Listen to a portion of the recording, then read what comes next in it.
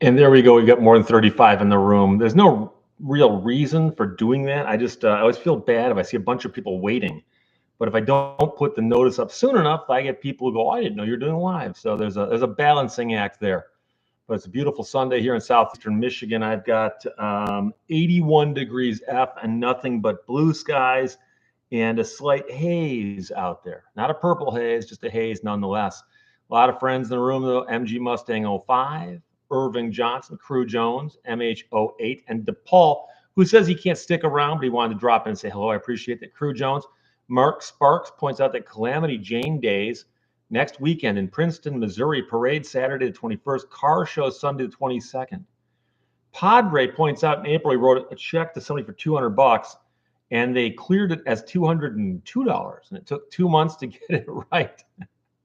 I did the video this morning about the guy who wrote the check for a couple $100, and it got cashed for a couple thousand by accident. And it took a while for the bank to straighten it out. And the bank had to explain that, well, these things happen, but there's really no processes to stop it other than just the human portion of that.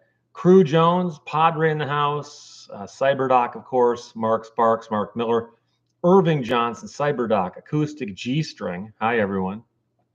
Locutus from Jersey and the Channel Islands. Gotta love the little more obscure places people can check in from. I am McNathan from Sun City Center, Florida. Stephanie Howe, that isn't an accident. Yeah, you notice they never accidentally give you too much money. Although the guy who cashed the check could say, I got too much money. Makes you wonder. Cletus Van Dam, who would be, I guess, John Claude's lesser-known brother.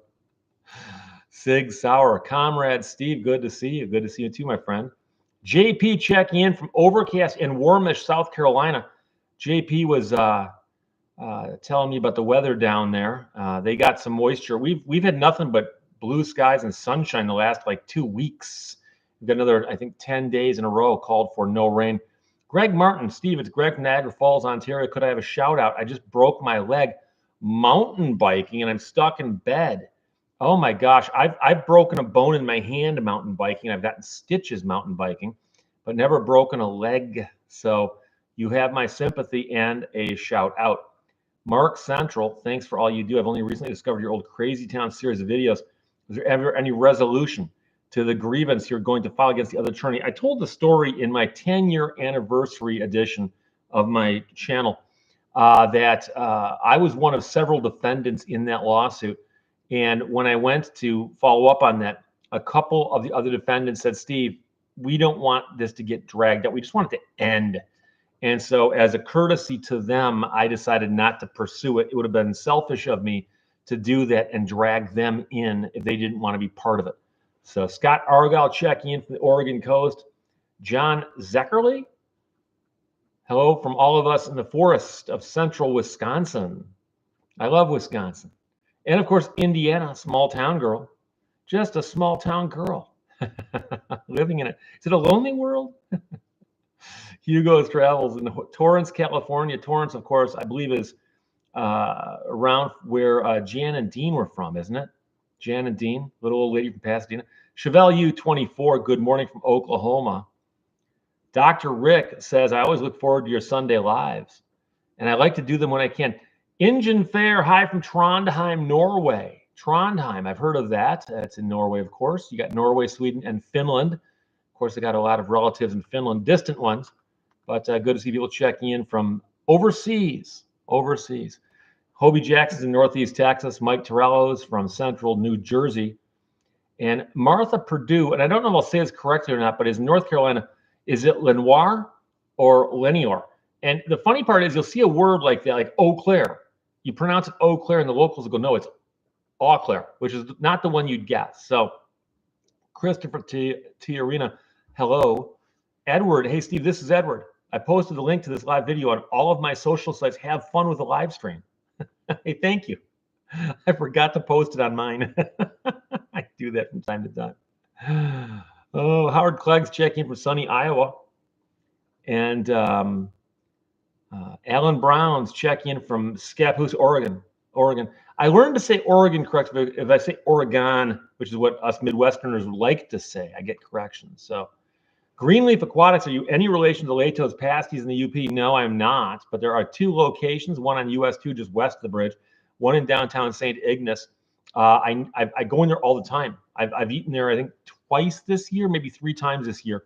They got great pasties. They've got a little roadside shop there on US 2. And you cross the bridge, you just get out of town, and all of a sudden, boom, Lehto's pasties. And it says like since 1947 or something. And they make fresh pasties. They're wonderful. You don't know what pasty is. It's like a meat pie. You can eat them while you drive, trust me. But they're good. They're filling, and it's a handheld, like portable meal.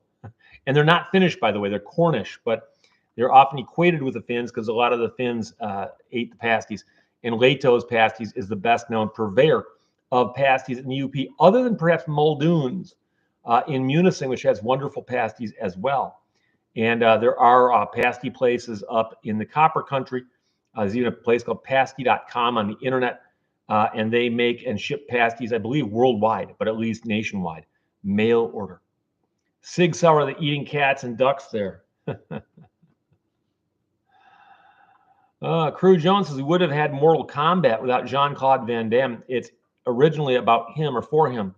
I did not know that, but it wouldn't surprise me at all. Stephen Graham, go Buccaneers. Oh, somebody asked last week, they said, you're doing a live. When do the Lions play? I'm like, I don't know. Sorry. I don't follow the NFL that much. I really don't. And it's just one of those things. I never, my family wasn't really into sports. The parents, zero interest. My older brothers, they did athletic things. I've got brothers who ran marathons and ultra marathons and ultra biking and all kinds of stuff. But the only person in the group that was into team sports was me. I played baseball as a child, and I played soccer in high school, and also some baseball in high school. But I never got into the NFL. Just never did. Largely grew up in Detroit. That should not require an explanation. G. Keyman checking in from the thumb of Michigan. Thank you, my friend. Appreciate to hear that.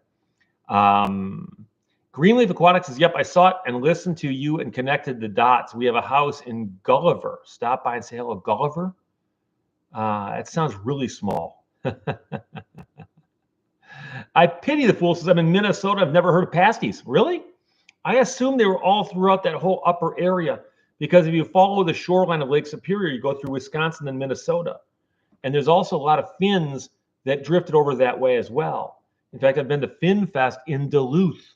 So I'm surprised, but then again, maybe it is more of a regional thing to just, upper Michigan. Crew Jones says, our University of Idaho Vandals are finally playing good football. You gotta love the name of the Vandals.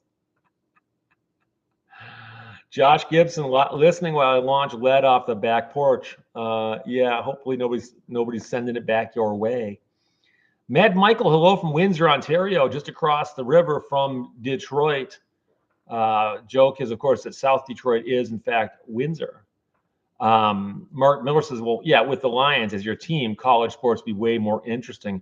And so that, of course, is why I became a Michigan fan years ago. I didn't go to Michigan, but I've been a big supporter of this for a long time. Andrew Beck says, Steve, I know this has gotten a little political, but I'm wondering if the citizens or immigrants of Springfield, Ohio can file a lawsuit of some kind. If you're talking about the allegation that some of them are eating the cats and or the dogs, the statement that was made was so general and was not singling out any one particular person. Only argument I think you could make is some form of defamation, like slander. But if you simply say, like, yeah, there's a group of people and I hear they're doing this, generally speaking, if the group is not so discreet as to, single out one person or two people, it's going to be very, very difficult to make such a claim. And of course, there's always a question about the harm it caused, and then that gets into whether anybody believed it or not.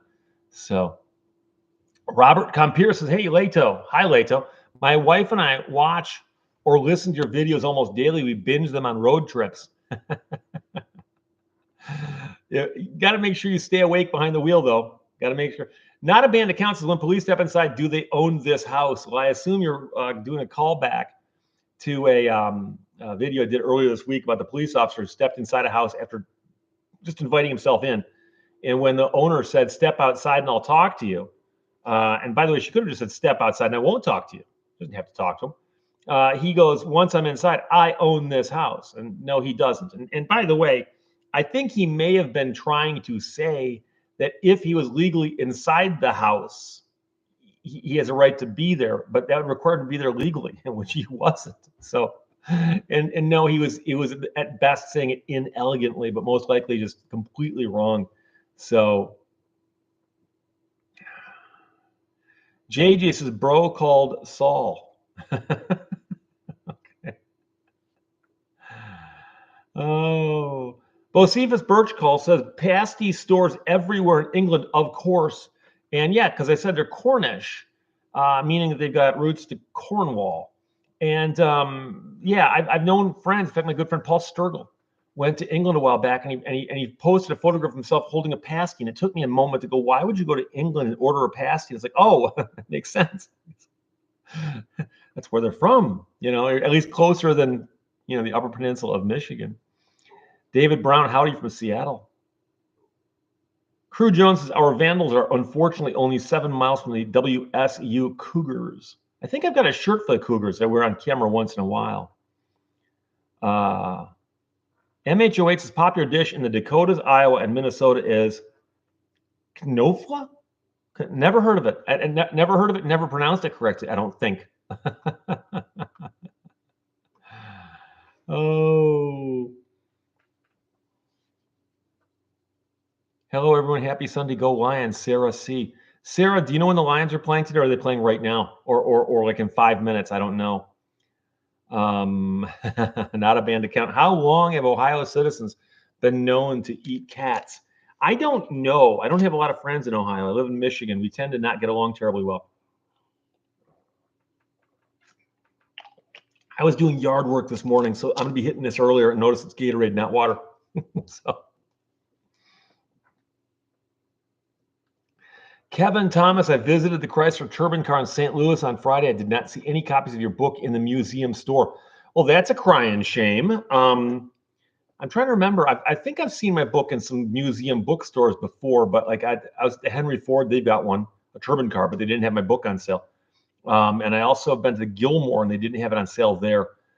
Sadly, bookstores at museums, unless they're being serviced by somebody who's a wholesaler who really knows the field well, they don't necessarily do that. Now, I haven't got time to go out and call bookstores and then try to fulfill the orders myself, because I actually lose money when I do that. But I wish they did. But the St. Louis Museum's Turbine Car is pretty cool because it runs. And a guy named Mike Eberhard, who works there, is the guy who put it together, because they had a non-running car and an extra engine, and he did the engine swap and got it running. And in the years since he's done that, he did a ton of work on it, and he knows those things inside and out. He actually helped my brother and the people at Williams International quite a bit with the project of fixing Jay Leno's engine in his Turbine Car. So I know quite a bit about that car, and I've spoken to Mike several times, the guy, Turbine Mike, who runs that. So Leifson of Eric says, hey, Steve, greetings from Batumi, Georgia, the country. Born and raised in Wisconsin. I bet there's a story right there, right? Project Peach says, seen you in the Cobra the other day. That is a sharp-looking car. Thank you. I assume you might be speaking about going down. I went down to Troy on, I think, Monday. Was it Monday? And the Autopian, a website called The Autopian, run by David Tracy and Jason Torchinsky. Great website. If you're unfamiliar with it, please go to theautopian.com and check it out. It's a lot like what Jalopnik used to be, but it's different because the personalities of those two guys are very dominant on the site, which is very, very good because they're both entertaining guys, but both know cars really, really well. And they once in a while do these things where they have these. It's not a car show. It's not cars and coffee. It's just a bunch of guys in a parking lot eating pizza. So they said, hey, we're going to do this. Everybody come out on Monday at like 6 o'clock, and just out at the edge of the Walmart parking lot on Maple Road in Troy, which is about 3 miles from where I grew up, although the Walmart wasn't there at the time. And I got there and parked, and before I knew it, other cars are pulling up. Next thing, there's 30 or 40, just the strangest collection of cars you ever saw. And I drove my Cobra down for that, so I had a lot of fun. Alan Belomo says, hello, fellow law dog. And I'm probably mispronouncing your name, and I apologize. But if you're an attorney, I have to at least give you a shout out. Jones, your dead homie, says, new fan from Washington State. I won't be around long, so saying hi while I can, and thanks for the good content. And thank you, my friend, for checking in. I appreciate that.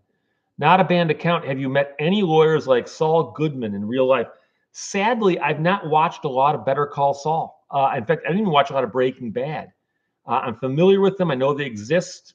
I watched 1 or 2 episodes of Better Call Saul, and it just didn't catch me the way it needed to for me to continue watching it. So I'm not exactly sure what he's like or what he's supposed to be like.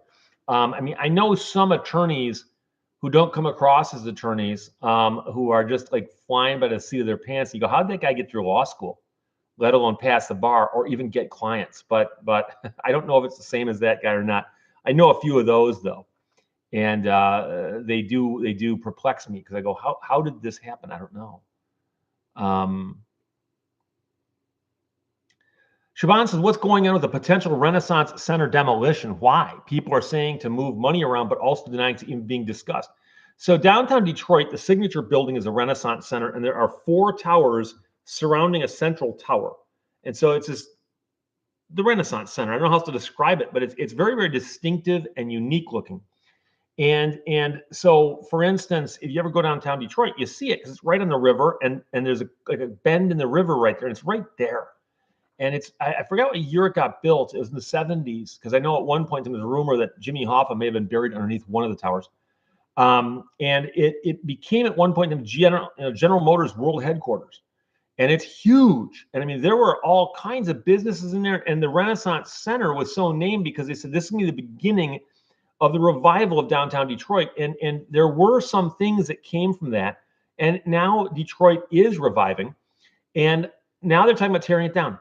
And I don't know how much sense that makes. And I don't know if it could be a bargaining chip. It could be somebody saying that. But I know that Rocket Mortgage, Dan Gilbert and those guys were looking at buying it because they buy up stuff downtown Detroit. But the fact that people are discussing demoing it makes me wonder if it's structurally sound or if there's problems with it. I don't know. So that's an interesting question. We'll have to wait and see, because I know that I was kind of curious about that myself as to why they would be discussing the possibility of tearing it down, because a building built in 1975 or whatever ain't that old, as they say. And by the way, occasionally I say ain't, or I'll use a double negative as a joke, and I'll usually say things like, that ain't happening.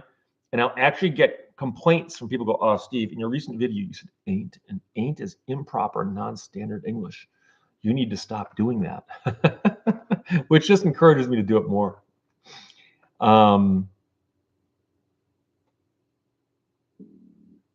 Roger Sliney, it's 2:55. Greetings from Australia. But he's saying it's 2:55 tomorrow. He can tell us what Monday is like.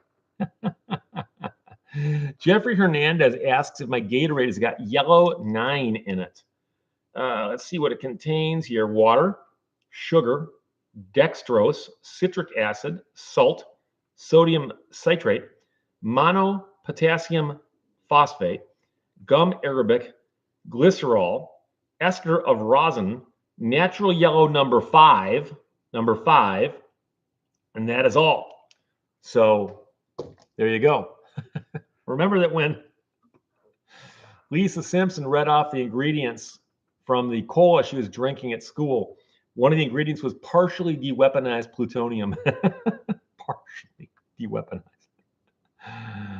Gideon, what is your favorite thing about writing books?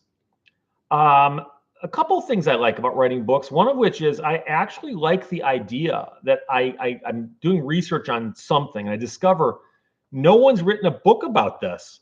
Like, what? So if I write a book, it's going to fill a hole in the market, right? That's cool. I do like discovering things, though, too. And it's fun when you're doing research on a book and you discover something. And it's like, oh, I didn't know this, and apparently not a lot of people did know this. And so, that to me is a lot of fun also. But I also enjoy meeting people. I know some people assume because I have a video channel on YouTube that I'm an extrovert. I'm actually not an extrovert. I'm an introvert. which means that I tend to be more comfortable when I'm either by myself or it's quiet out. And when I'm in groups of people with strangers, it's really draining on my energy level. Okay, just trust me on that. And but I do like to meet people under certain circumstances. And if I go speak someplace, if somebody invites me to speak and says, Steve, I can get a group of people. You can come in and talk about the Italian Hall disaster, or talk about the Chrysler Turbine car, or talk about Douglas Houghton. I'll come in and talk. And at the end, I'll often say, guys, gals, questions or comments, I've got all night. And I've gone someplace before and spoken for 45 minutes and then answered questions for an hour. If people want to stick around and ask questions, I'll answer questions all day long. I don't care. And so that's a lot of fun also. So I believe that someone commented and said that the football game is coming up, meaning that it's starting like right now. And for that, I apologize. So that jumped on me again. Sorry about that. Bob blah blah says 1 o'clock. I'm right on time. You, my friend, are in fact right on time. Kenzie Hill, how did Where's Ben get started? Oh my, that goes back so long. John Stableck, ain't or aren't.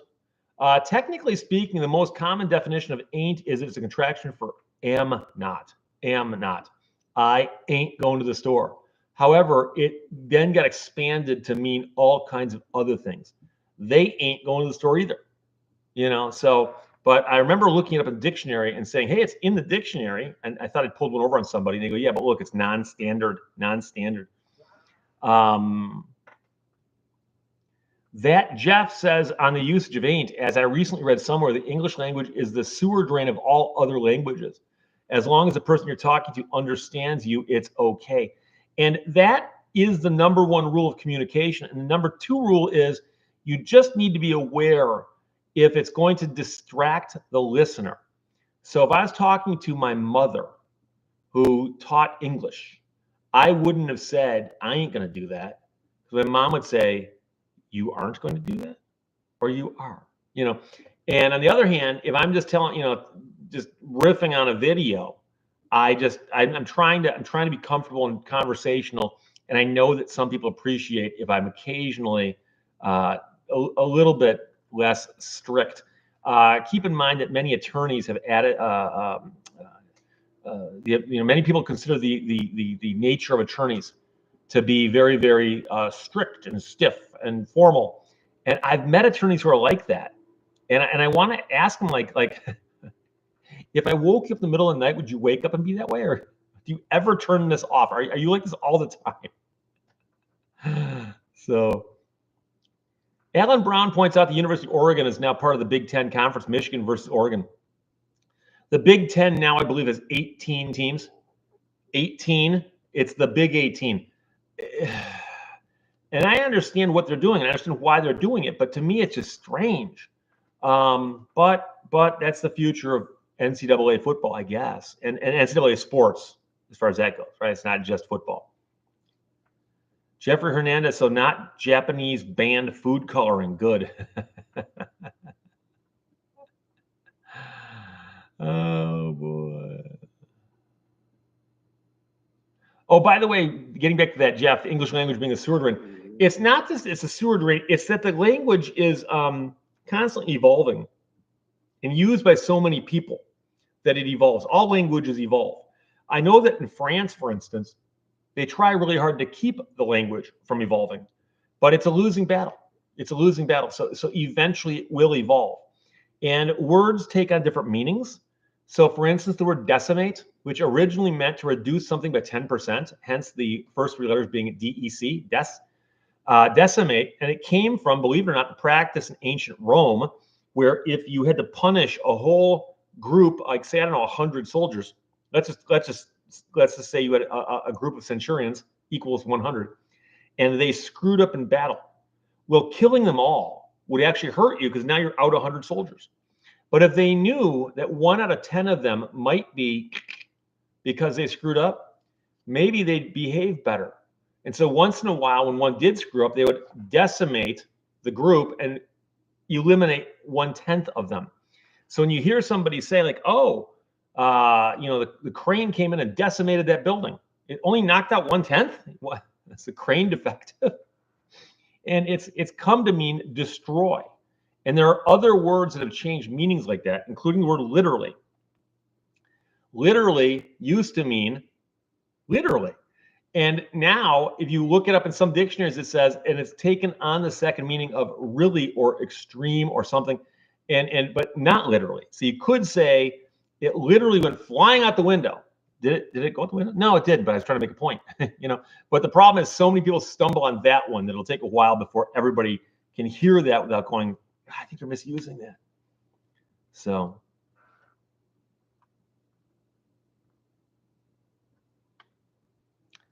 Redneck Coder says, define a word for us that I don't recognize. And I will type it into the Google and see if it says something. Oops. And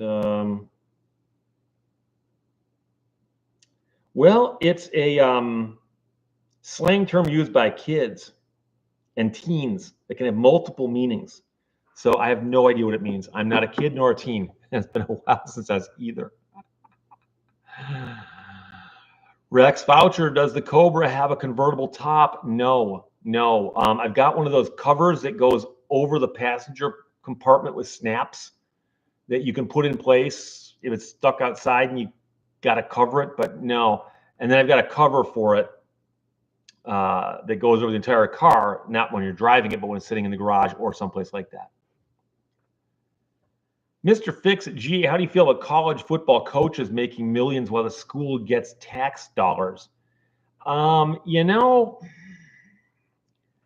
College football in particular is an unusual economic situation because some teams like the University of Michigan, they've got a football stadium that holds 100-some-odd-thousand people, and they sell it out every single game. They also have television rights they sell, and they make a ton of money off those also. So I suspect that their football program pays for itself. However, there are all kinds of other things at the school that don't pay for themselves. And then the students are paying some outrageous amount of tuition. And I don't know. There's all kinds of things wrong with that formula. But it's above my pay grade, and I don't think we can fix it.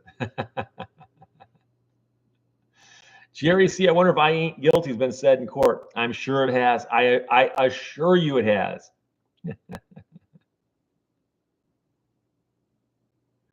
Caution waves ahead says English breaks its own rules and has no real regulation. Foreign words come in and don't have to conform to English language rules. English is hard to teach, especially to new English learners. Oh, yeah, especially when you look at spellings of words. And that's why if you ever watch the spelling bees, you can ask for a definition, use it in a sentence, and tell us the origin. Because if a word started out as Greek, it might be spelled differently than if it started out as Italian or something. So, who knows?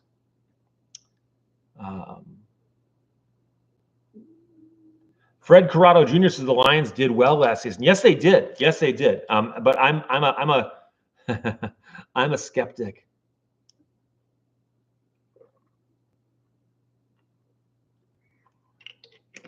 William says, I never expect to get a response from this guy who talks about what he wants to talk about, just not the issues. I'm unaware of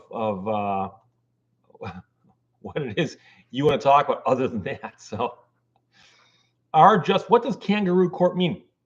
A kangaroo court is a nickname for a court or a situation where someone's not going to get a fair shake. But I'm not sure why they called it a kangaroo court. I don't know who came up with it. That's an origin I'm not familiar with. I could look that up, but I've got a show to do.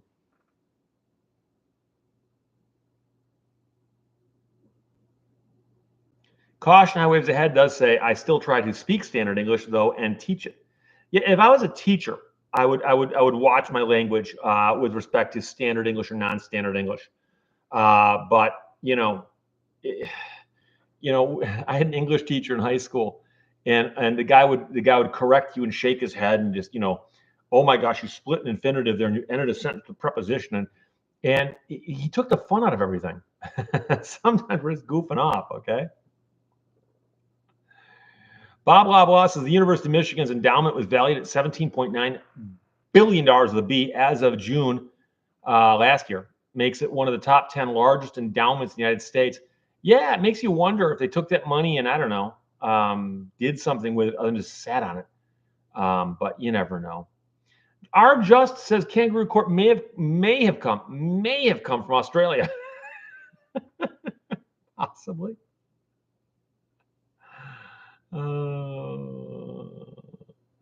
That Jeff says college football money. Keep in mind schools like UTK. Is that University of Tennessee, Knoxville? Football program made lots of money, but none of it went to school. It went to improve the football program. Dan S. says the term kangaroo court may have originated in Britain when, in the late 1700s, British courts began sentencing people convicted of various crimes to penal transportation to Australia. That's a possibility. I can see that. Mr. Fixit says Steve's a busy man. I am. Mark Sparks points out that U of M is in fact well endowed. Valerie Ann, are there rules as to what we talk about here? I missed the memo. Generally speaking, I don't like to talk about politics, and I try to avoid controversy simply because I'm trying to have a friendly conversation. And so if somebody is upset that I won't take on a controversial topic on my Sunday live stream, I apologize right now, but I'm not going to. And here's the thing. Right now, we've got 345 people in the room. That's not as many as I've had. I've had it up over 1,000. Not today, but I have in the past. And I've discovered that it's a more lively and fun conversation when we talk about fun and lively things as opposed to talking about controversial topics. And I've had people come in here before and start arguing me going, you're not even an attorney. What makes you think you're an attorney? It's like, ask the Michigan Bar Association. Caution High Wave says it feels good to watch a YouTuber and get to interact with them. Thanks, Steve. You did say a big YouTuber, but how big I am. Oh, Steve G, just now checking in from San Diego. It's good, my friend. Casper says political stuff has gotten channels yeeted. That's on fleek. Valerie Jens, I kind of like the idea of a platypus court. What kind of platypus court is this? You're out of order and you're out of order. Oh, boy. Paul Jander Noah says from Box Elder, South Dakota, but currently visiting relatives in Ionia County, camping in Manistee Forest. Creepy. Y'all got cryptids there? Ain't fixing to go yonner. I don't know about any cryptids in our forests. There's been a movement in the last decade to claim that people have spotted Bigfoot here, but I think it's more of a thing to try to get tourists to show up. We'll see. So Adam Caldwell says the term kangaroo court may have originated in the United States with frontier judges who moved quickly from town to town making unfair rulings. But I wonder about that because I know many judges rode the circuit, hence the name circuit court, believe it or not. And a judge who would show up today might come back in 3 weeks. So, Mr. Fix at Georgia, do you watch the Vice Grip Garage? I've seen it, but not that many. DePaul's Black's Law Dictionary mentions court proceedings without due process, but we're talking about the origin of it. Who thought to call it that? Why not a platypus court? It'd be funnier. Redneck Coder says, you want controversy. Let's start talking about soda versus pop. Here's the thing. I always assumed that this was almost like a Michigan thing because we say pop, not soda. And I went to California for law school and I had classmates going, Steve, what's a pop? You going to get a pop? And I go, yeah, Diet Coke. They go, that's soda. I go, no, it's pop. Like, no, it's soda. But I was watching Andy Griffith the other night, and he goes, hey, I'm going to go get a pop. And I'm like, whoa, Andy Griffith called it a pop. And I was watching a show a couple days later, and yeah, I watch it. And it's on before Beverly Hillbillies. And Opie asked for a pop. So it's not just a Michigan thing. I don't think the Andy Griffith Show was allegedly shot in Michigan. Maybe the writers are from there. Who knows? So Guy Lee just supporting the channel, checking in from Lindenwold, pointing out that that's New Jersey and rhymes with bald. Lindenwold, not Lindenwold, which I guess some people might say from how it's looking on how it's spelled out. Stephanie Howe says, because it's just nice to listen or participate, low stress. Valerian, I'm all for fun. And Shaban put up the symbol of a cat, apparently laughing until it's crying. Cats don't laugh. Do cats have a sense of humor? I'm asking seriously. I get the impression some dogs do, but cats, I think cats are just looking at you going, why aren't you feeding me right now? And why are there no things that can knock over within paw's reach? Oh boy. It jumped on me again. Mark Sparks, do you know anybody who's passed the bar with no college like the Frank Abagnale story?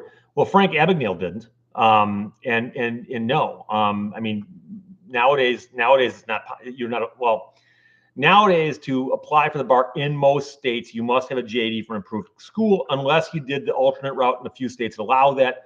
Generally speaking, for instance, in Michigan, you're not even allowed to sit for the bar unless you've got a JD that you got from an accredited school. Frank Abagnale did not pass the bar. So I know you said story there, but I just want to make that very, very clear, because anytime I mention the fact that Frank Abagnale didn't do it, or what? No, I saw it in a movie. It's in a movie. Yeah, Forrest Gump's not a real guy, So yeah, MHOH is a soda pop, which of course is which half of that did you choose to use? JB Wells says, I need your extensive Michigan expertise going to the UP in October. Want to do something fun on or near Lake Superior. Any ideas? Gladstone. Which? Hang on a second. If you time it right, you might get some good fall colors going on up there. But the Upper Peninsula is. Oh, Gladstone's down on the south side. Okay. Oh, hang on a second. No. Yeah. So Gladstone is over by Escanaba, but you want to do something on Lake Superior? Because Lake Superior is up on the upper side of the Upper Peninsula. Go straight up, though, from Gladstone, almost straight up, and you'll find a town called Munising. Go to Munising and do the Pictured Rocks boat cruise or boat tour, and you go out and see the Pictured Rocks from the water. It's absolutely gorgeous. It's one of the natural wonders of the world. Go see that. And then there's a park that you can go to, and you can hike around and see some stuff on land. It's pretty cool. But Munising is one of my favorite little towns in Michigan as well. So check that out. Crew Jones says, we say pop in Idaho. Okay. So yeah, it is a regional thing, but it makes you wonder as to exactly what regions they do that in. Wayne Jensen also said pop in Idaho. Ember Miss 69, a little late to the party. Hi, Steve and all. Mr. Chico, I want to pop it on a shaft that they ran in the Midwest for Fago. That everybody who's heard it remembers it. Very catchy. Dan Boyd says, just came in from changing my battery cables to avoid confusion. Call it soda pop. No, but I'm too busy. I haven't got time to say both words. I'd rather spend 20 minutes arguing every single time somebody goes, oh, it's not pop, it's soda. Casper says, Connecticut says Coke for all sodas and pops. And by the way, they do it in California too. Guy sat next to law school goes, you can order Coke, and they go, what flavor? You go, Diet Mountain Dew. You go, okay. I go, how's a Diet Mountain Dew a Coke? And he goes, Coke is shorthand for a soda. I go, you mean a pop? Oh boy. Reinhard, man, the Matrix is glitching. Fred Corrado Jr., engine or motor? That's a usage thing. A boat motor is a gasoline engine, right? But most people say electric motor. But if I told you that I was driving my Viper that in a motor blew up, you wouldn't go, you blew up your heater motor? You'd know that's talking about the engine, right? So. Aaron Freeman, can you drink a soda direct from the pop bottle? No, of course not. No, of course not. If you're drinking soda, it's from a soda bottle, and vice versa, right? Jerry Brown says soft drink or just drink.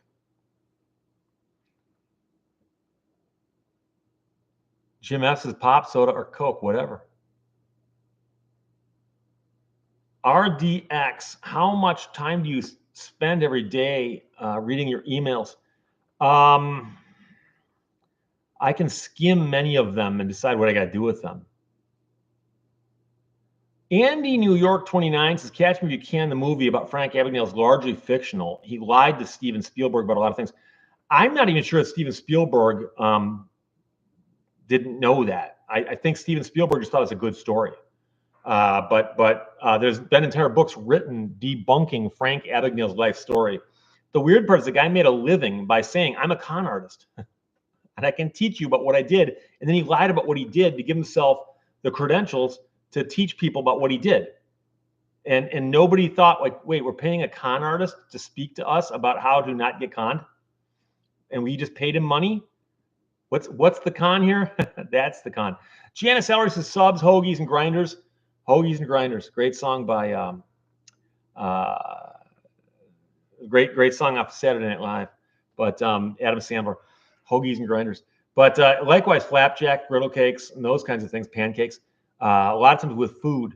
A lot of times you've got food are regional things as well.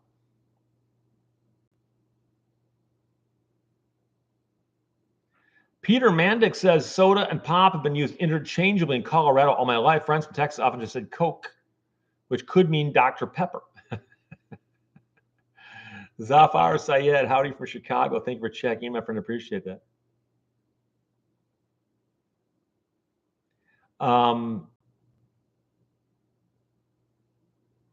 Paul Harris says, I'm from Boston, lived in a town with a Pepsi factory. I always asked for a Pepsi or soda, typically asked for the brand. I still ask for Pepsi and forgetting to clarify for a Diet Pepsi. The funny part is how often you go to a restaurant, go take a Diet Coke, and they go, is Diet Pepsi okay? Yeah, it is. It'll have to do. Crew Jones, remember when a Pepsi contest ruined the Philippines? It's been a while since I saw the documentary about that. But Pepsi ran a contest, and I think it was put on by the local Pepsi bottler that said that they're going to have prizes on the bottle caps, and they accidentally issued way too many winning prizes. And then instead of paying it off, I think they just closed the gates of the factory and told everybody go get lost. There's like rioting and stuff going on, and it was one of the biggest PR catastrophes of it all time.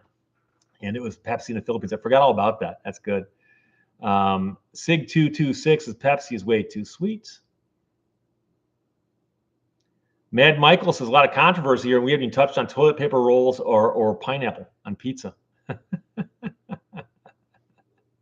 Valerie, no Coke, Pepsi. hamburger, cheeseburger. Oh boy.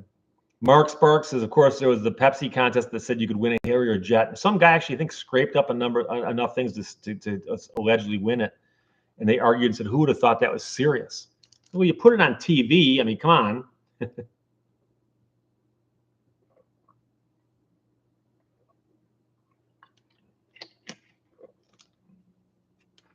Boomer, soda isn't a can, pop is in a bottle.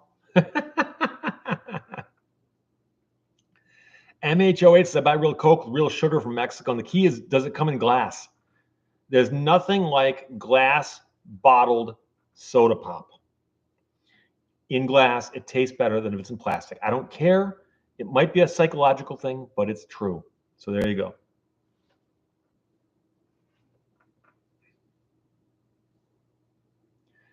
Maraschino Penguin says familect is a term that refers to a dialect used by a family.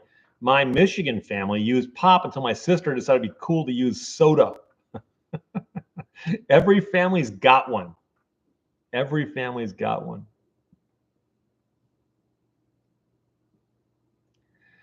Jeffrey Hernandez says, drank can of root beer last night with 85% of my daily value for sugar. I'm surprised it was that low. I mean, how often do you see these things? It's like, oh, contains, it's like the bag of potato chips serves 6 people, and you're like halfway through, and you're like, what? I ain't 6 people. Oh boy. Lewis Browning, RVs or renting from Hertz? I've mentioned before, it's kind of funny because a lot of people assume I don't like RVs. I've got nothing against RVs. You just have to have realistic expectations as to what you're buying when you buy one. So one of these days, to freak people out, I might buy an RV and just go, yeah, I bought it used, had it inspected, paid a good price for it, and I have realistic expectations that it's probably going to leak when it rains hard. Oh well, but I'm not going to buy a brand new one from the big dealer that everyone talks about here in Michigan. That's not what I would do. Terrell Cockrum says Coke from Mexico only comes in glass. Way better than us, U.S. Coke. So there you go.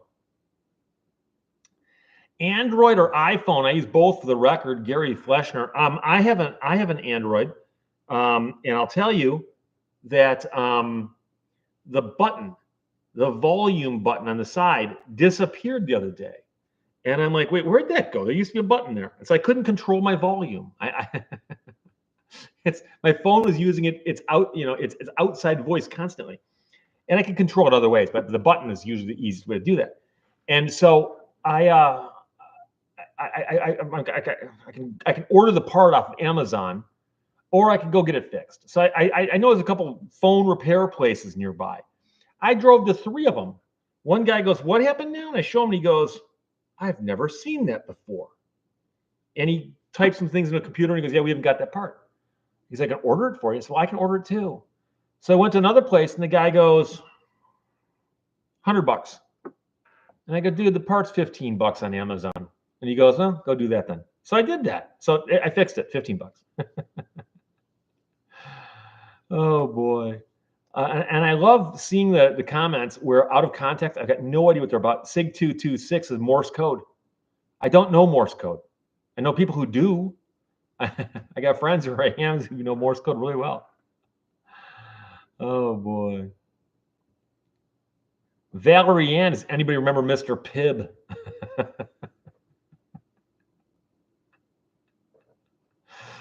Oh boy. Yeah. Yeah. It's the off-brand stuff, Colin DeLorean 3610 says, I have your Turban Car book, but will you reprint your Daytona and Superbird book? Prices are crazy for used copies. And I keep mine right here because it's part of my retirement plan. But this is the book you're referring to. And this book, brand new, costs $39.95. And it's a nice book. It costs a lot because it's hardcover, it's oversized, and it's chock full of color photographs, many of which I took myself. Oh, and for some odd reason, I've got a certificate with Richard Petty's signature on it. But anyways, the publisher sold out of it, and they said, we're not going to reprint it. And I go, why not? And they go, oh, it's expensive, blah, blah, blah. I might reprint it, but I haven't gotten around to it yet. So one of these days I might. We'll see.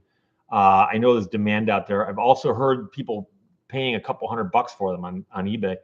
And I've got 3 left, that one and 2 others. But I promised myself if I ever saw Richard Petty again, I'd give him a copy. So that's where one of those is going to go if I ever make it down to Level Cross, North Carolina again. Feral Kitty, Royal Crown Cola, and Tab. Now, Tab, of course, I believe is no different than Diet Coke. They just rebranded it. But Royal Crown Cola, another one of them off-brands with like 0.5% of the market share. So Shaban says, I'm so here for all the reprinting of rare books. Oh. Janice Ellery, what's the difference between Diet Coke and Coke Zero? Don't get me going on that. So they've got Diet Coke, and according to the advertising, it's got 1 calorie. 1 calorie. Somebody said, ooh, I bet we can make it with no calories. And for whatever reason, they toyed with the formula, and I've been told it tastes more like regular Coke with no calories, Coke Zero. Whereas Diet Coke tastes like Diet Coke with 1 calorie. And I wore a really cool shirt 2 weeks ago that said Truck Stop Mafia on the front. And there's a rest stop, or not a rest stop, but a restaurant in St. Ignace, Michigan. called the Truck Stop. That's the name of the restaurant, the Truck Stop. And they got those cool shirts. And go in there one morning, and we're ordering breakfast, and I go, I'll take a Diet Coke. Yeah, and I do drink Diet Coke 24 hours a day. I don't care what time it is. Oh, you can't drink that before noon. So I ordered a Diet Coke. The woman goes, we only have Coke Zero. I'm like, what? Why would you carry Coke Zero and not Diet Coke? More people want Diet Coke. And so what it is vendors are pushing stores and businesses to try to use Coke Zero instead or something. So I drank Coke. I mean, this tastes like garbage. I'm not used to it. So I'm not crazy about it. But Mark Central says, I missed the last 20 minutes. Will Steve accept Diet Pepsi? Yeah, and if I'm in a restaurant and they don't have Diet Coke, I'll drink Diet Pepsi. I do it all the time. I'm not militantly political about it. Kazoo E. Trisha says, dogs and cats are different to each other. I have both. Dogs have masters, cats have servants. No, I agree with you 100%. That's one of the ways in which they're quite different. I've always viewed, quite often pets are just thinking that you are the person keeping them from their food. That's what they have in common. Oh, boy. Camera Bob P says, Tab had saccharin. Diet Coke uses aspartame. Yeah, remember the whole saccharin scare? There's the whole thing about how saccharin was going to be a huge carcinogen. And it turns out that if you took lab rats and had them drink the equivalent of like 1 million bottles of Tab, they would occasionally have a slightly a higher risk of cancer. Blah, blah, blah is a Daytona Superbook available on audio tape. It would be a sound effect of cars going like, meow, meow, meow, meow. No, I mean, there are words in here, believe it or not. But there's a lot of photographs. And by the way, just for trivia's sake, there's a photograph of me, and you wouldn't know it, but George Barris, the guy who designed all the cars, including he made the Batmobile, is standing right here. And I cropped him out because I like that photograph of me for an author photo. But anyways, like I said, there are words in here, but it's a picture book too. So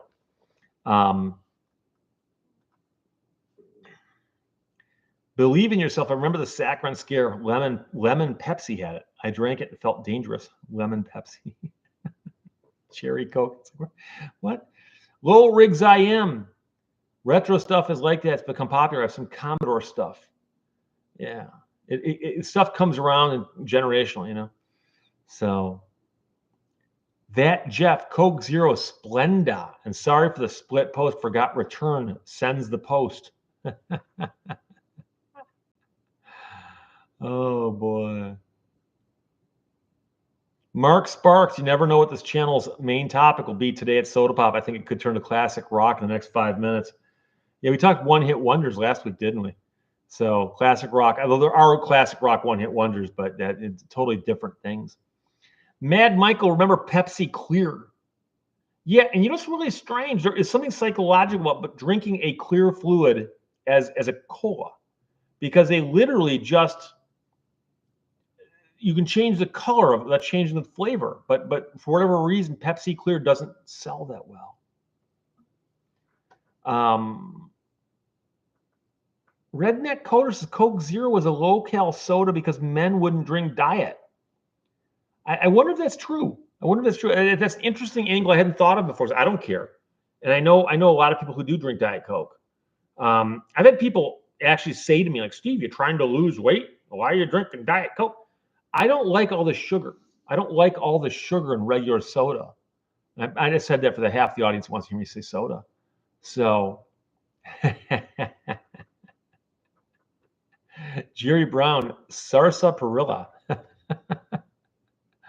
Satiras. Everything causes cancer now, Janice Ellery. On some levels, they think that. I mean, That, Jeff, I think we need to discuss the Roman Empire to cap things off. I'm not as up on the Roman Empire. I did mention, you'll recall about 3 or 4 weeks ago, while we were talking here, you and I, my phone buzzed, and for whatever reason, I looked at it. And it was an email from a guy, and it said, books on your shelf. And I clicked on it. It was Daniel Butler. He's the guy who wrote the 2 Titanic books that are on my shelf, Other Side of the Night and Unsinkable. 2 fabulous, wonderful books.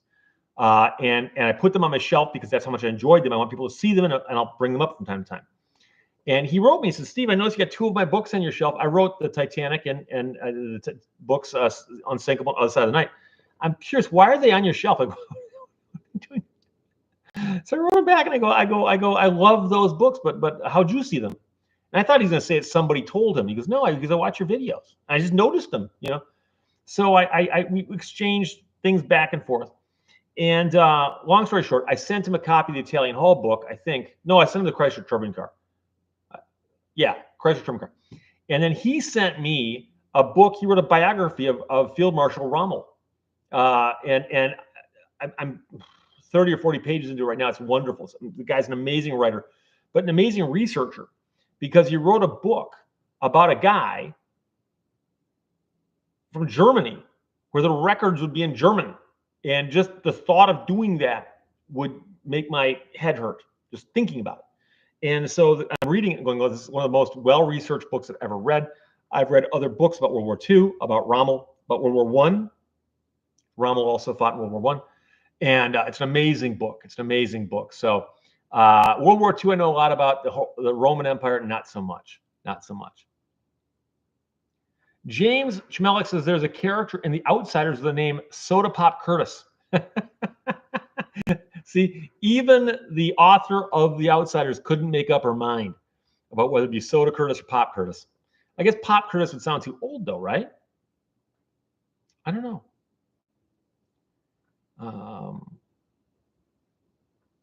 Lowell Exam says you can't have light cigarettes, but you can have diet sodas. It's so full of sodium. I'd swear you'd gain loads of weight drinking it. You mean because you'd be retaining the fluids? Valerie Ann says first song on MTV is referring to Crew Jones pointing out the video killed a radio star by the Buggles. First song played on MTV, and as I like to tell people, remember this, the first song played on MTV was that song on 8/1/81, August 1st, 81. So next time somebody goes, do you know what the first song was? You go, of course I do. What was the date? Siobhan says definitely nothing like a Verner's. Verner's is fascinating because Verner's actually goes back to old days in Detroit.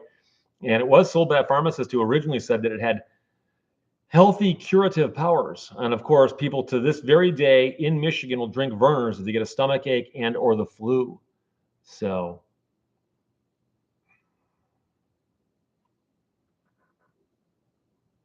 and somebody just asked about drinking Verner's when you get sick. There you go. That Jeff, speaking of books, Steve, I bought your American Murder House and I still haven't carved out time to read it. Sorry. Well, you'll get to it. Oh, Mark Central food delivery service is frequently substituted in a regular Coke instead of Diet Coke on my order. Can we build a class action? Question is, are they doing it with labeled bottles or with fountain drinks? Because all bets are off in fountain drinks. I've gotten fountain drinks where I've seen them use the Diet Coke spigot. It's clearly not Diet Coke. And I don't know if they've got the things mixed back there or if it's being done at the wrong ratio. Who knows? Who knows?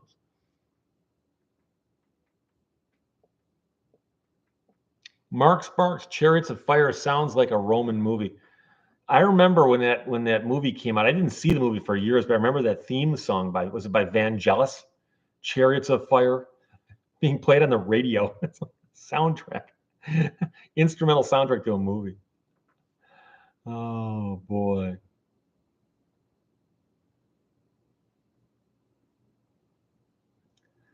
Sarah C says the Lions $3 at the end of the first, 3-6. A low-scoring affair, as we like to say. Dan Boyd, my mom used to pour me a Coke when my tummy ached, and that's what they say. K.A. Flurry, Verner's is medicinal, is medicine, good for acid reflux and flu. J.B. Weld, why isn't scuba diving more popular in Lake Michigan? You know, it's funny about you say that. I've gone scuba diving once or twice. I've got brothers who are, licensed, certified, all that stuff. And one of my brothers lived in California for a while, and he lived in Michigan. And I think he got certified in Michigan, moved to California, and was raving about saltwater diving in the ocean, the stuff you'd see in the ocean. Then he comes back to Michigan, and he goes, seeing the bottom of Lake Michigan or Lake Huron or even Lake Superior is not the same as seeing what you see in the ocean, because it's a whole different thing. And besides that, you have more good diving weather in California than you do in Michigan. So in Michigan, the season is shorter. What you're going to see is probably less spectacular in terms of the colorful fish and so on. But I don't know. I knew there are a lot of scuba divers in and around the Great Lakes. But again, like I said, it's a whole different thing than people who dive in Florida or California and so on. So.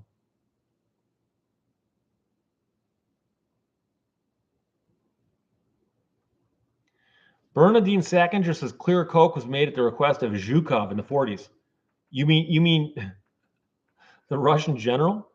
I guess if he asked for something, you'd give it to him. Oh. Steve G, my grandfather was prescribed Coca-Cola syrup for pain for cancer sometime in the 40s. And don't forget, the original Coke in the earliest days had some traces of cocaine in it, hence the name Coca-Cola. But they took that up pretty quickly. So, Rex Foucher, you won't die if you own unread books. I've got a few unread books, and I'm always optimistic. I buy more than I can read. So, Mindbend, what was that myth of pop rocks and pop? Well, no, the story was that if you ate pop rocks, they'd kill you. That's what happened, and that's one of the things that was allegedly that took out Mikey of Mikey. He likes it fame, even though the kid wasn't dead. But yeah, it's one of those stupid legends that went around. Also, did you know that they made bubble yum out of spider eggs? That's another one. You got to be about 7th or 8th grade when these things hit just right.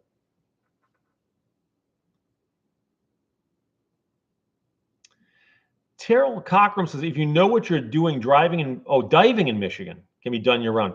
Okay, I say diving in Michigan. Yeah, I don't know if you'd really want to go diving Lake Superior in the wintertime, though. I mean, hypothetically, it's possible, but it'd be tough.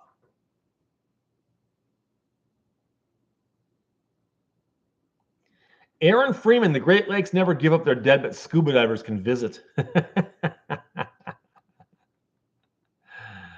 Oh, Grandy Taco. I can't believe that wood chair.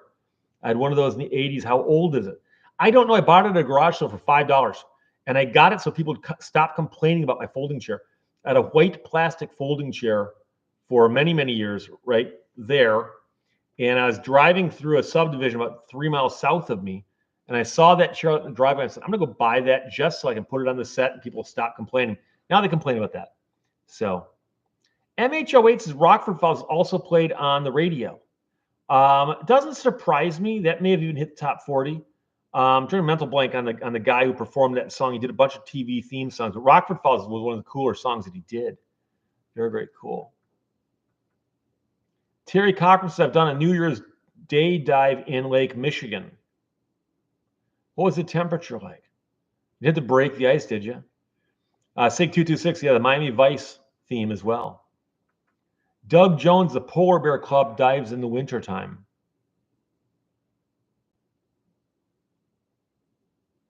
Scott Summers, I believe some people scuba dive due to shipwrecks. Speaking of what is the state allowed? In Michigan, I believe the shipwrecks in the bottom are off limits. You can look at them, but they do not want you taking stuff off them. It used to be in the old days that people could dive and salvage stuff, and the state says now stuff in the bottom of the lake it belongs to us. So occasionally they find things, but old shipwrecks and stuff. But you can't go down and start stripping stuff you find without permission. So I know that a while back somebody found a ship that was loaded with copper ingots, and they got permission to salvage it. And they salvaged the ingots, and those became very, very collectible. But they did that legally. So I don't exactly remember the process they did to do that. Mark Miller says the plastic folding chair looked rickety. No, dude, the wooden chair is more rickety. The plastic chair is a heavy duty one. I can stand on that and change light bulbs. That thing right there, I'm taking my life in my hands. Mike Post, Larry's Dinner. Larry's Dinner. Yes, Mike Post. Thank you very much. Mike Post did Rockford and a bunch of other TV themes that were pretty cool. MHOA to take Caribbean just for the weather alone. Yeah, don't even get. I've never scuba dived, but I've gone swimming down there. I've been on about a dozen of the islands in the Caribbean, And when you see a beach where the sand is white, I'm talking about actual white sand, and you walk out in the water that looks like blue Kool-Aid, and then you see like dolphins going by, and big old conch shells and stuff. You realize like, oh yeah, diving here is a different experience than diving on a Great Lake. Just different. Valerie Ann says one of the myths was that if you were down on the shore and you fed pop rocks to seagulls, they would explode. I never heard that, but I believe it. Mark Miller, what's the next concert you're going to see? You know, I don't think I've got anything this month, but it's going to be the ELO show. I'm going to the Electric Light Orchestra. It's Jeff Lynne and his band. I'm not sure if he has the rights to use ELO fully, but I'm going to see ELO in October, and that's a show I got front row tickets to. I've spoken now to 3 different people who've been to that show on this tour, and they say it's amazing. They say that Jeff Lynne is getting a little bit older, as many of us do. We tend to gain a year or 2 each year that goes by. And that he's, not jumping around the stage like David Lee Roth in his prime, but his voice still sounds good. And so, of course, that's the thing. He contributes most, obviously, would be his voice. But everybody's raved about the show. And so I'm glad that I get to see him because I missed him in 2019 last time they were here. So, Mad Michael says seagulls are also known as river chickens.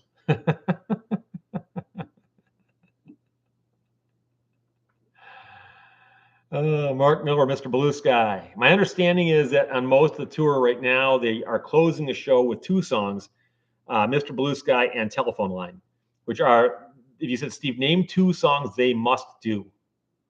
What must they do? Boom, right there. Those 2 songs. So closing out the show. Scott Summers, what was Edmund normally carrying leading up the shipwrecks? Edmund Fitzgerald? I believe that was iron ore. The ships don't haul copper anymore. Some do haul coal, but I believe it's iron ore. So Jeff 1618 said I would have guessed the Sex Pistols. I don't think they're touring right now. Didn't they have legal problems back in like 1977?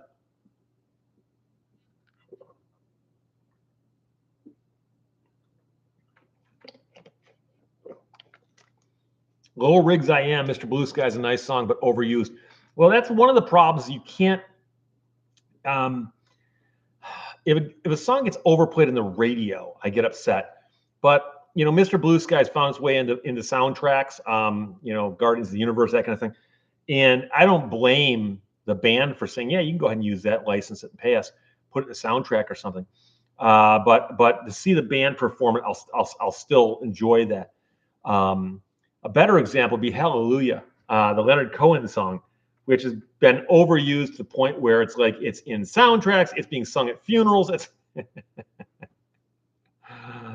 oh, SkyTech Bits says ELO was my first concert. What year would that have been? They're fantastic. Had a spaceship stage with laser lights into the sky. I remember one of the early tours. They had one of the first laser shows. And I remember somebody claiming they were injured by the lasers, which I always thought would be a great name for a band, Injured by Lasers. But Redneck Coder says I missed the 2019 ELO show too because my employer demanded I be in the office at night that night for an IT change. Found out the day I told my manager about the show. Unbelievable. I've had a couple of shows I missed because of legal things, and I got annoyed. To no end. I had an attorney schedule something that forced me to miss a show, and I was annoyed beyond belief. So JH keeps asking, "Are you single?" I'm only reading that question because it's been asked more than once. A lot of times I'll see a question, not answer it because to me it's not that interesting, or it's not relevant, or it's there's more important questions, such as Howard Levine. Howard is a good friend of mine. I spoke to Howard, I believe, 2 days ago, And Howard says, I like cream soda and root beer. And I am a man who, a root beer float, for instance, is just something that is by itself in a class of its own, right? So you got to like that. Mark Central, any favorite cities or events for whenever you opt to drive up north to Canada? I haven't been to Canada in a while. The last couple times I've been to Canada, I drove through. I was driving through Canada to get get to New York or something. Haven't been to Canada in a while, and I apologize. Other than Windsor, which I've run through during the marathon, and I don't spend much time there. Well, I spend more than I like because I'm running so slow. SkyTech Bits 1978 ELO, and that would be very, very early on for them. And yeah, that that's the golden era right there, my friends. New world record out of the blue. So Janice Ellers says Tom Jones has scheduled a few concerts. I think he's 84. I saw Tom Jones on the Jules Holland show on the BBC just a couple years ago. Guy's got a voice, man. Great voice. He didn't have a lot of big hits here in America, but he's got a recognizable voice that is just so distinctive. Crew Jones' first band I saw live was Aerosmith in the late 90s. Never saw Aerosmith live, although, quite frankly, I've seen many videos of them, and of course, the band is out there as well. Bill Thomas, do not look directly into the blazer beam. Andy Unk, my first concert was Rat, the Out of the Basement World Infestation Tour. I just added that exact. Oh, hey, who put that there? Bon Jovi was the opening band. It's amazing how that worked. I believe it was an REO Speedwagon concert back in like 1979 or 80. And John Cougar was going to be the opening act. And of course, John Cougar had the hit, I Need a Lover, at that moment in time and became so big that he stopped opening for other people. And so I went to this REO Speedwagon concert. I say it like that because I think it's funnier. And a friend of mine had tickets. So we got us, so we're good seats to see REO Speedwagon. And we're waiting. Finally, somebody comes out and goes, John Cougar will not be appearing tonight. And basically, it's just like, you guys just got shafted. There's no opening band. And REO Speedwagon came out. But the point is that I know friends of mine who saw the Beach Boys one year, and their opening act was Billy Joel. And of course, a few years later, Billy Joel be bigger than they were. But at the time, he was not that well known. So it's funny how that works. And occasionally you'll see some band warm up for somebody, and a couple years later, they're huge. So I like that, how it works. Mark Miller asks, dare I say, irritated, Steve? I'm not irritated. I wouldn't be here if I was. John Nowak, hi, Steve, alive in Corpus Christi, Texas. Bill Thomas, now you made me think of Banana Splits, the TV show or the actual thing you eat. Mike Huey, when I saw ELO in 74, they had a great light show with a flying saucer. Not sure if it was lasers or not. So yeah, and that probably be before they were that big here. Because I remember hearing people talking about the Electric Light Orchestra, like Face the Music and stuff, and because they weren't getting a lot of airplay. And then it was a New World Record that got them airplay, and Telephone Line was a hit off that. And there's a few other songs as well, but Radio Airplay was Telephone Line. And then, of course, that album became huge, as well as Out of the Blue, and then Discovery and so on. But yeah, so SIG 226, The Art of Noise, Closer to the Edge. Oh, boy. Pinky says the song Lunch Lady Land is now stuck in my head. Thanks, Steve. Yes, Hoagies and Grinders, Hoagies and Grinders.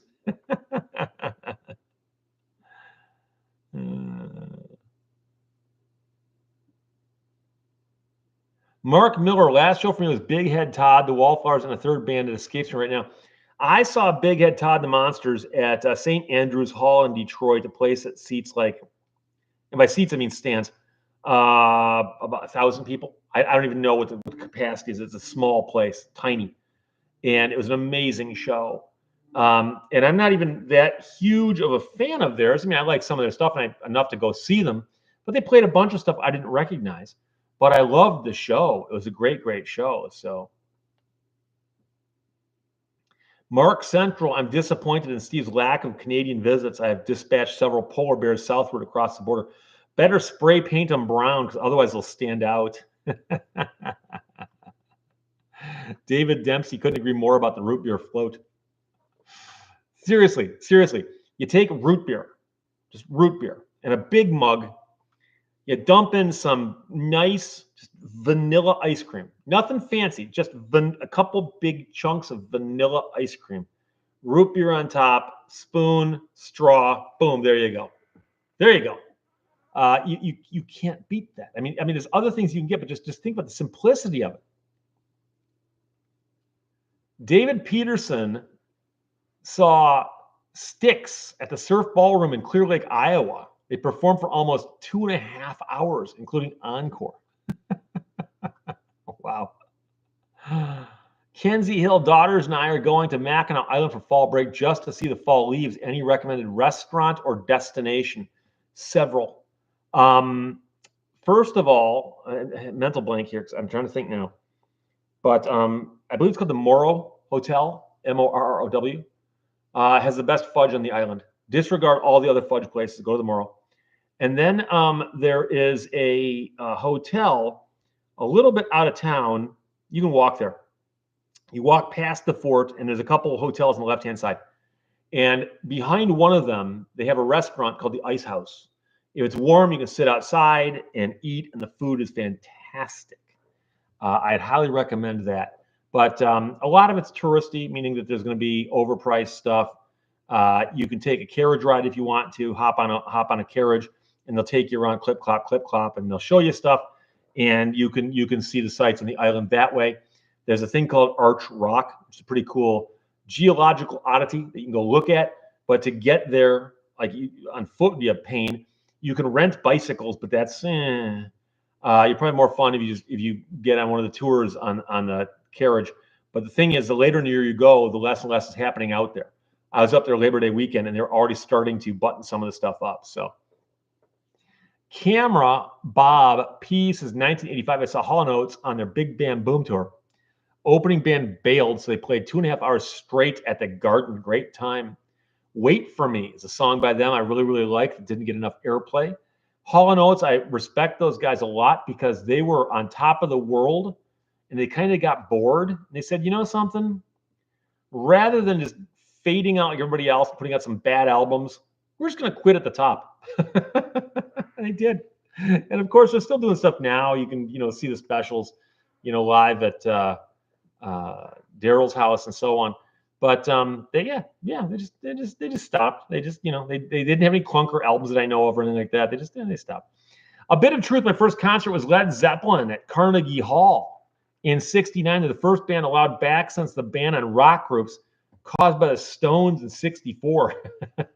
I'm surprised they didn't just reinstate the ban. But I've got a brother who saw Led Zeppelin at the Pontiac Silverdome in Detroit in the mid '70s, and 80,000 people in attendance.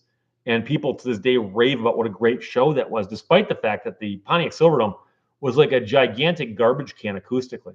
And I'm like, how could that have sounded good? I wouldn't have thought it would, but it apparently did. KWLDWDTHE man, or KWLDWD the man. John Cougar's always been a jerk to his fans. I've heard he's not a terribly friendly guy, but I don't know that for certain. Crew Jones says after Aerosmith, it was the Monkees.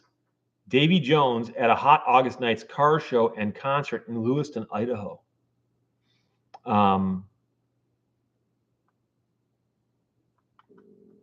Janice Ellery saw Bob Dylan in April.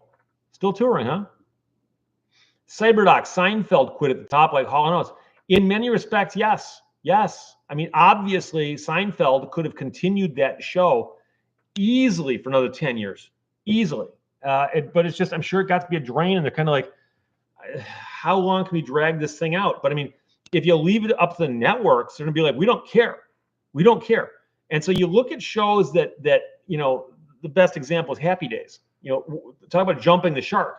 Where later episodes you're like, what? They did a whole story about what?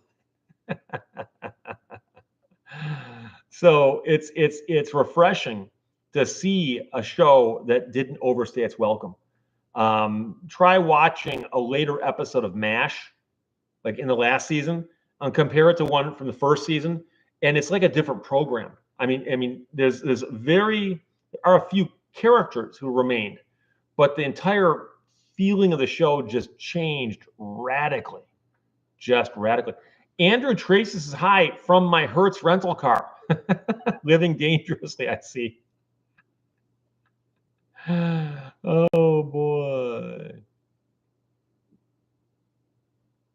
Well, Bill 57 had an A&W root beer stand in my hometown. Best place to get a root beer float when I got my license. Used to go there because the waitresses wore roller skates.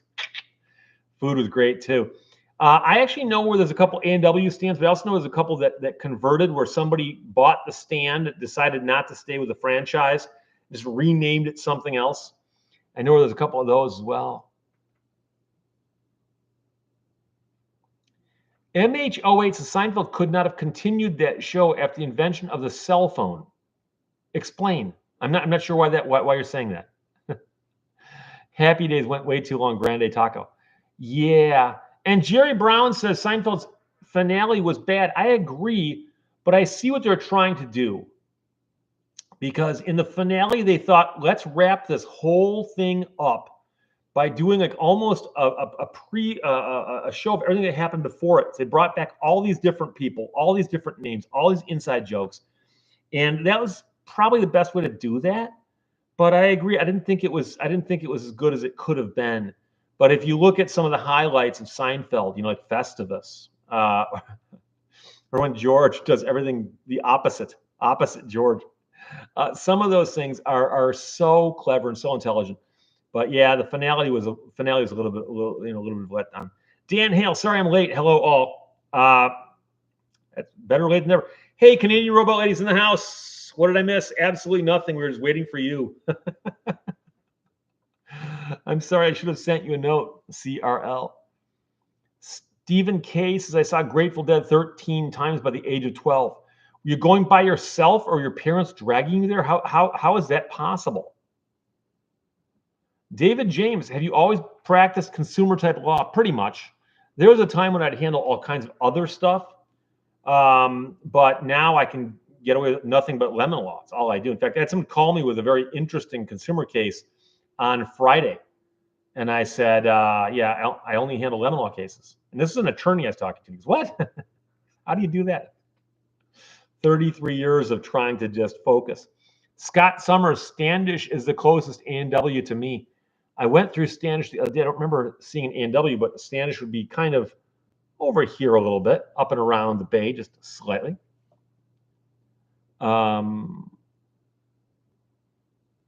Kenzie Hill, Moral Fudge, Arch Rock, and the Ice House it is. I want to avoid touristy stuff. Thank you.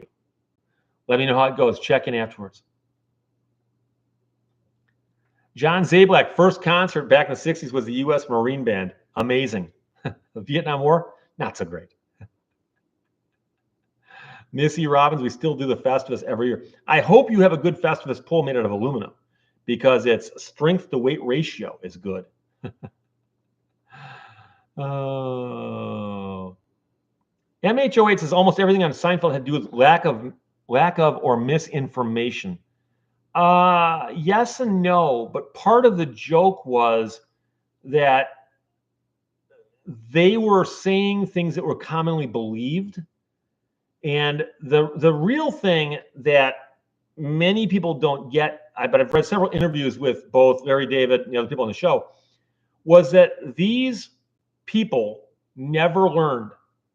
So that the four characters in the first episode were exactly the same four characters in the last episode. And they had not grown, they had not matured, they had not learned anything. And they also made it a point that they would never like have a show with an arc to it where they would start out screwed up but end up well, or they learn something, and think of all the shows that have resolutions to them. They're comedies, but there's a resolution to it. And on Seinfeld, there never was one. That was the reason people thought it was a show about nothing, was that they never learned anything, and they never got anywhere. They just had these weird things happen to them, and they did weird things. But it was a very unusual show. But I think they could have continued it if they wanted to. But I see your point. Burning Sensations, Happy Days, yep, Jump the Shark.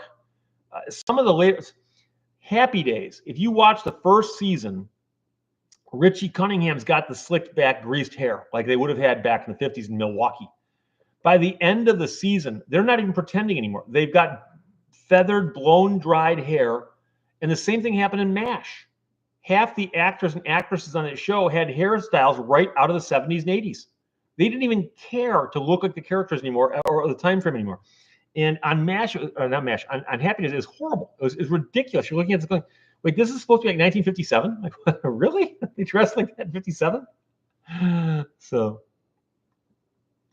it jumped on me. It does that. Bob Blah Blah says, hi, Heather. That, of course, is a Canadian Rebel lady's first name.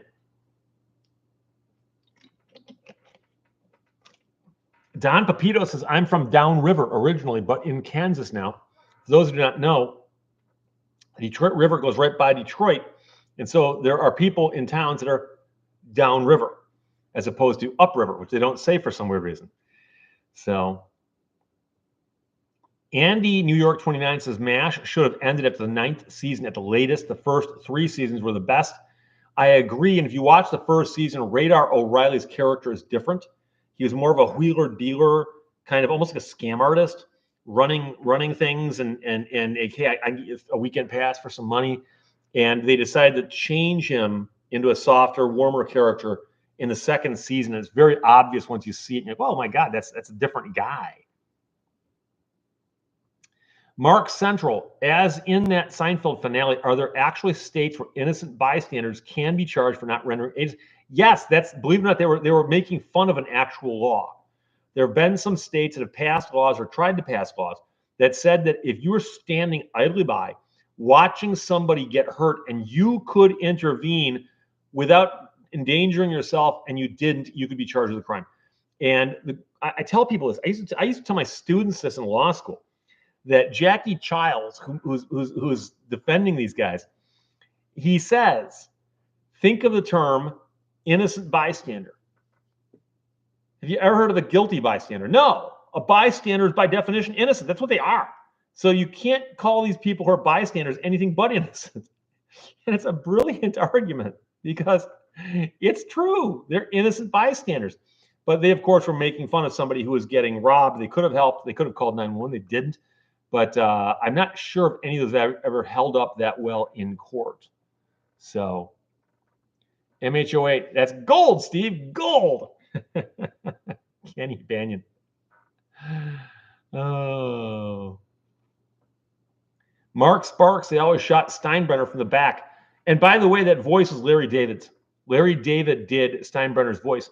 My understanding, and I actually saw an interview with Larry David. I forgot what he was on. But Larry David was on a TV show. And they're asking him questions about Seinfeld. And he said that they had actually asked Steinbrenner to play himself. And they said, we'd like you to be a character on Seinfeld. And apparently he I believe, flew to California and did a screen test. And then for whatever reason, they thought it would be too convoluted for him to be flying back and forth. They said, screw it. We'll just shoot him from the back of the head, and Larry David will just do his comical voice. So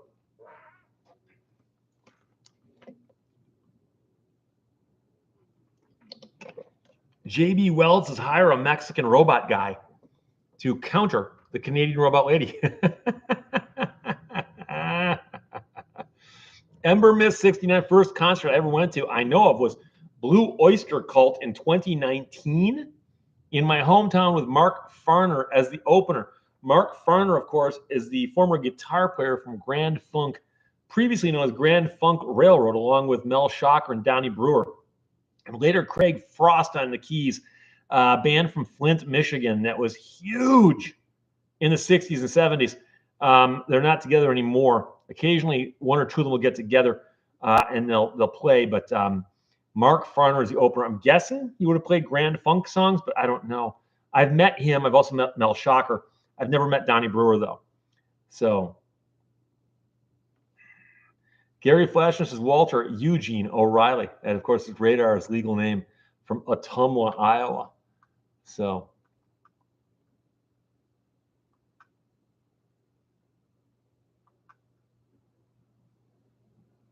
CyberDoc says, yet police are not constitutionally obligated to help anyone in distress or while being hurt by another person. Yeah, I don't know how that would play, though, in terms of, it's been a long time, because I'm trying to remember when those Good Samaritan laws were being discussed. But I think that the Supreme Court rulings, like Castle Rock, I think is the case that we're talking about, may have come down after that, although I could be wrong. But Sig226 is Harry Morgan, who played Colonel Potter, was from Detroit. I didn't like Colonel Potter. And you'll remember, if you're a MASH fan, that he had actually played a different character earlier in the series. He played a crazy officer who was Looney Tunes.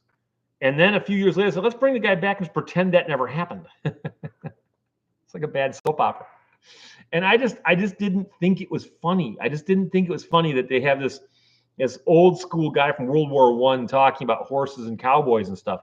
It just didn't work for me. Colonel Blake was such a great character and fit the idea of the show so much better. So, Solemn Peace. Great to see you. Love your work. And to you, my friend. Appreciate that. John Zablek, the Ass Man episode. Hey, Ass Man. Oh, boy. Valerie Ann says, I had the worst crush on Mark Farner with gorgeous hair. Now or back in the 70s? This is a guy, I'm pretty sure Mark Farner is a guy who had like hair down to his waist. And I'm pretty sure that Mel Shocker had a big old fro. I could be wrong on that, though. But yeah. And what's funny is they put out a live album once, and if you open the album up, it had all this stuff inside, including bad reviews their previous record had gotten. Which is just, to me, it's funny they're poking fun at the critics because they're selling millions of copies of the records. So Sig226 says he was a crazy general. Was he a general? I wasn't sure about the rank of the previous episode.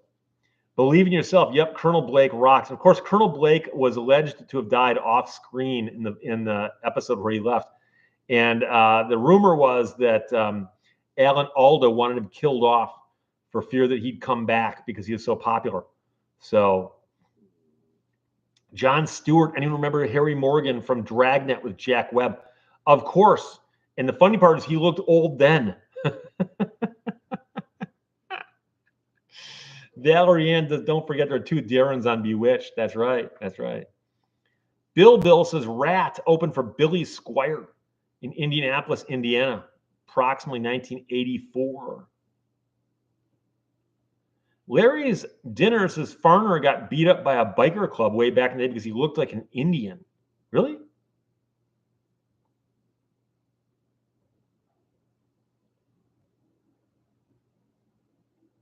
A Bit of Truth says, I was a contestant on a $10,000 pyramid game show. My celeb partner was Mike Farrell from MASH. Wow, that's pretty cool. Talk about just a weird slice of history there in 1976. Kenzie Hill says Klinger was great as he filled in after Radar's exit. Both are wonderful, and I love the cast every season. Klinger was interesting because remember his whole thing was he's trying to get out of the army by pretending to be crazy. And back then, they depicted that as him wearing women's clothing. And then, of course, there came a time where he stopped doing that. And I always wondered if he basically said, look, I'm popular enough now to not do that anymore. Or if the writers just said, it's not even funny anymore. I don't know. But I mean, there was a time when, Klinger walking along in a dress with white gloves on and a hat and carrying a rifle and who goes there? Was kind of funny.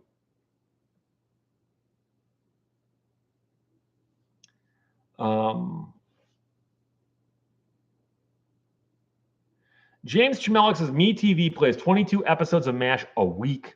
Harry Morgan's character was General Steele with all E's, S-T-E-E-L-E, in season 3.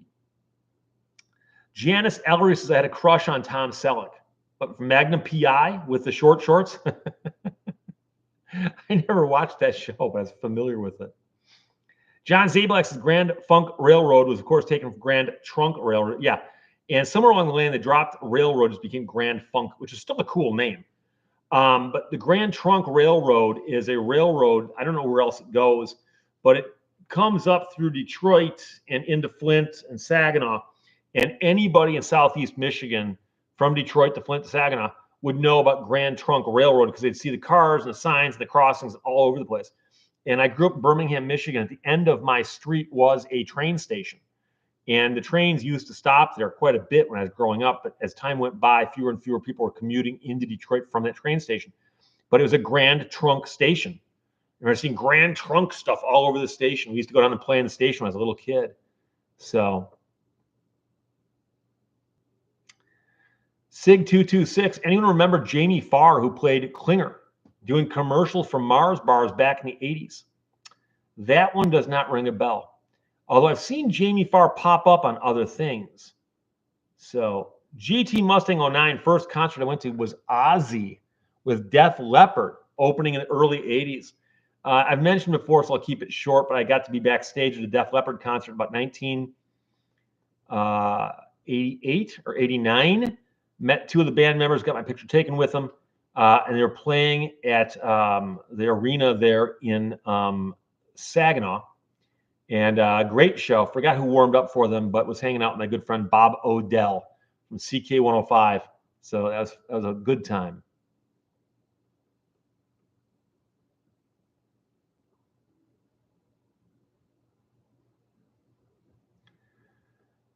Furial Kitty says, my grandma loved Knight Rider. Bernadine Sackinger didn't like BJ Honeycutt. I didn't care for that character either. I just didn't quite.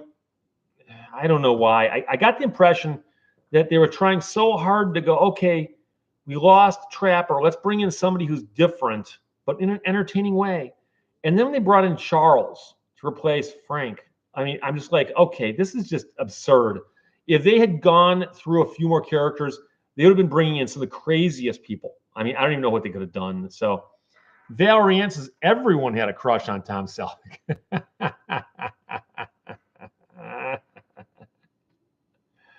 Oh, boy. RJ Key, my first concert was Buddy Rich. Yeah, I'm that old. And I just wiped out my my Gatorade, so I hope I can make it.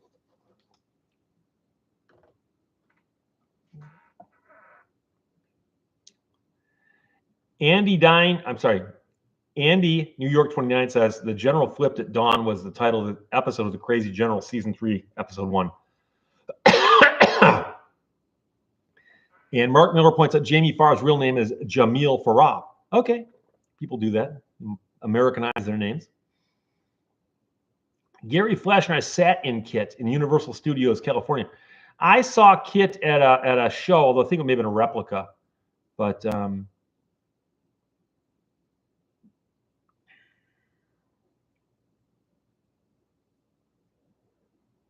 Wayne Jensen says Black Licorice and The Railroad are my two favorite tunes from Grand Funk Railroad. I like their version of Locomotion. I'm always fascinated when somebody like Grand Funk takes a song like Locomotion and they make it their own. And it's a great rendition. And if you hear the Little Eva version, you go, oh, okay. And then, of course, you see the Grand Funk Railroad version. You go, whoa, a little bit louder.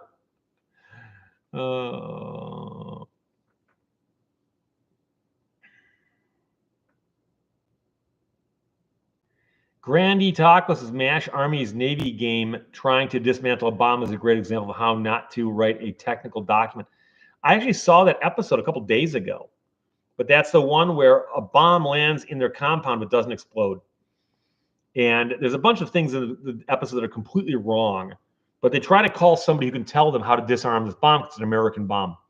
And it turns out it's filled with leaflets and it's a propaganda thing. But they have Hawkeye go out, and he's going to be the one who does it. And you ask yourself, if you were in an Army hospital, you have to send somebody out to disarm that.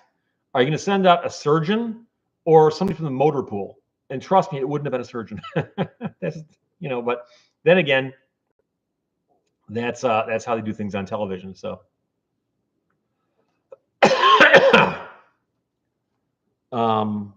JB Wells says, Steve, how many times a day do you think of Rome? The town of Rome? I mean, the city of Rome, or somebody named Rome? I'm not sure.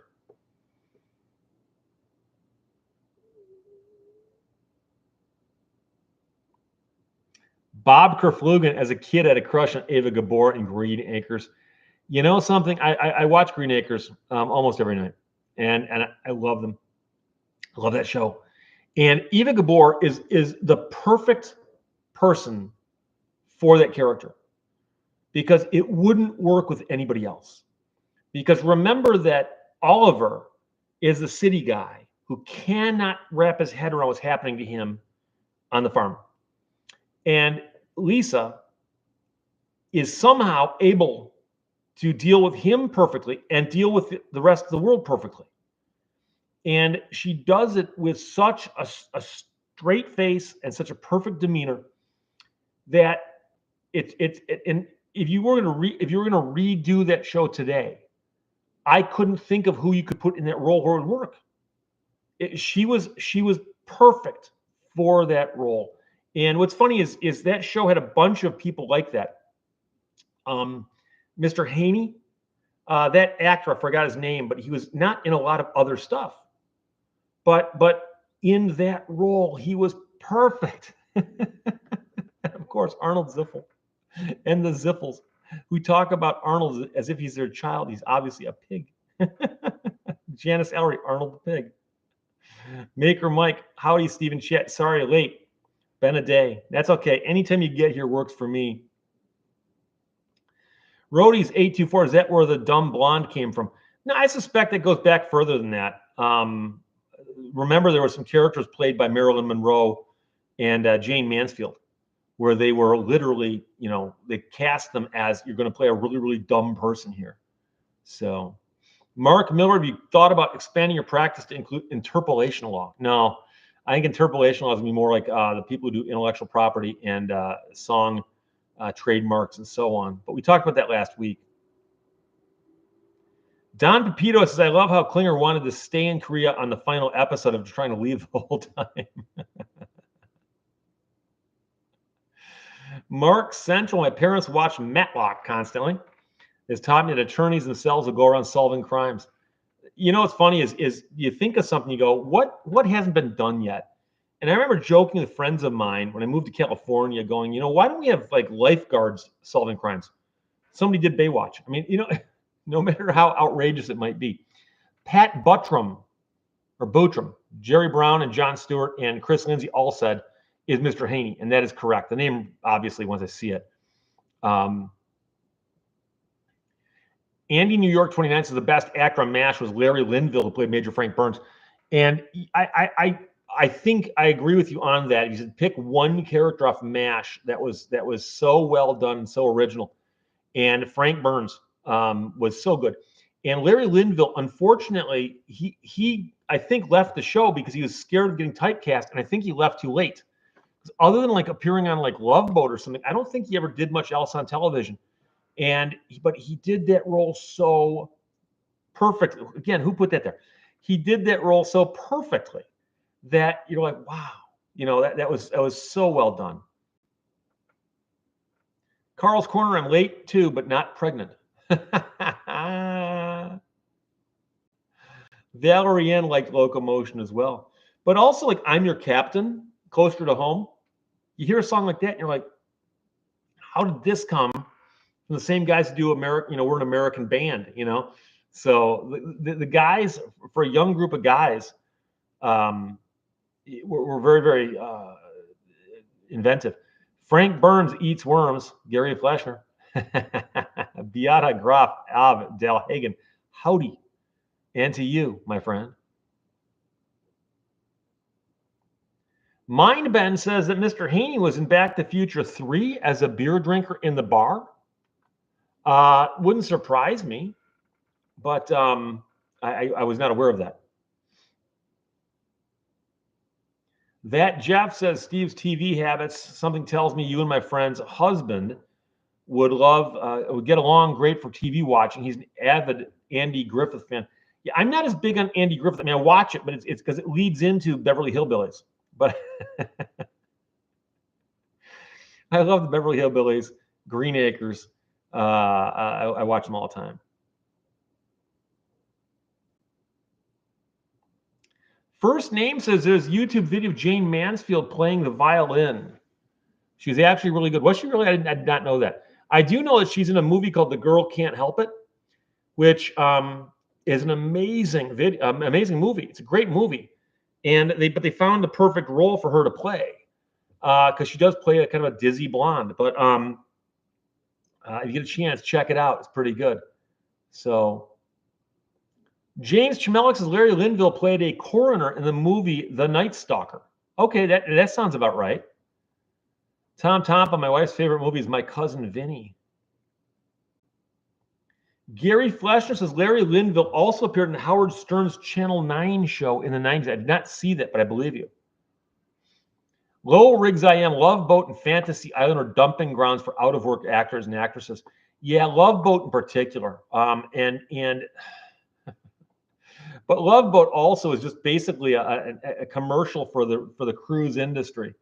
Of course, Love Boat was odd in the sense like there's one bartender on board the ship. And the ship's doctor is like this lecherous weirdo. And everybody gets to hang out with the captain.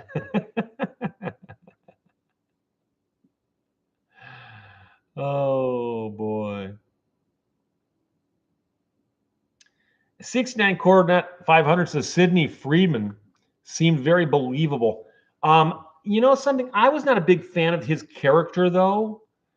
Because I got the impression they almost like threw him in when they ran out of ideas, but I don't know.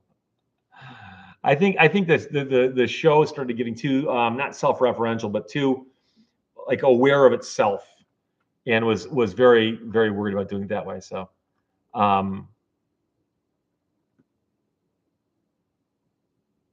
Rex Foucher says Pat Buttram was a Western actor in the 40s and 50s. Okay, very well could have been. He did a ton of stuff before Green Acres. But I'm pretty sure after Green Acres, he was done. But that character was perfect.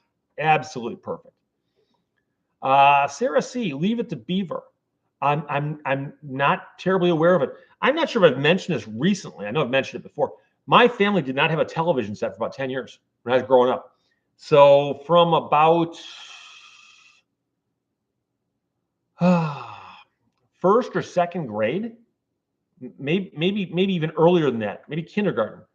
Family had one TV set and it blew up. We found out later my brother damaged it, but that's another story. I'll tell that story on a Vault channel one of these days. And did not replace it for more like 8 or 9 years. And so I didn't have a TV set in the house. So my friends would go, "Oh my gosh, did you see the show last night?" I'm like, "No." "What? You see this show last night?" "No." And I remember one time a show was going to be on TV that our teacher said, you guys have got to watch a show, and we're gonna have it's homework. Watch this TV show. And I had to go very, very sheepishly and go, "I don't have a TV set." And the teacher looked at me like, "Oh, you poor, child. You guys need money for socks or coal to fire up your house to get warm there." And it was simply that my mom and dad never watched TV and they just didn't care. The TV broke and they're like, too bad. Forced me to read books and go outside and play. So I'm glad now, but at the time I was upset. And I remember the teacher actually said, "Can you have your mom write me a note?" So my mom wrote a note and said, "Yes, Steve cannot watch TV tonight because we don't have a television set." There you go. Teacher's like, "Oh, okay." But don't feel bad for me, but it leaves this interesting gap in my knowledge of shows that were on in that time period that I never saw, unless I saw them later as reruns. So absolutely true. So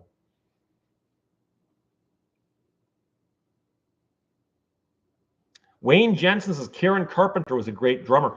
Yeah, very unusual because, of course, the Carpenters are brother and sister. And the brother wrote a lot of the music and arranged the music. They're from Downey, California. And of course, Karen sang and drummed. And it's not unknown, but it is less common for drummers to be lead singers. There are some examples, of course, Phil Collins, Levon Helm, but more likely than not, we think of drummers as sitting in the back drumming while somebody else is singing. So she could sing. Lewis Browning, Speed Racer. That's a great example. I don't recall ever seeing Speed Racer. So there you go. Janice Ellery wasn't Wizard of Oz the first movie in color. It was not the first movie shot in color, but it was the first movie that popularized and was widely seen and is revered, especially because, remember, it starts out in black and white, goes to color, and comes back. But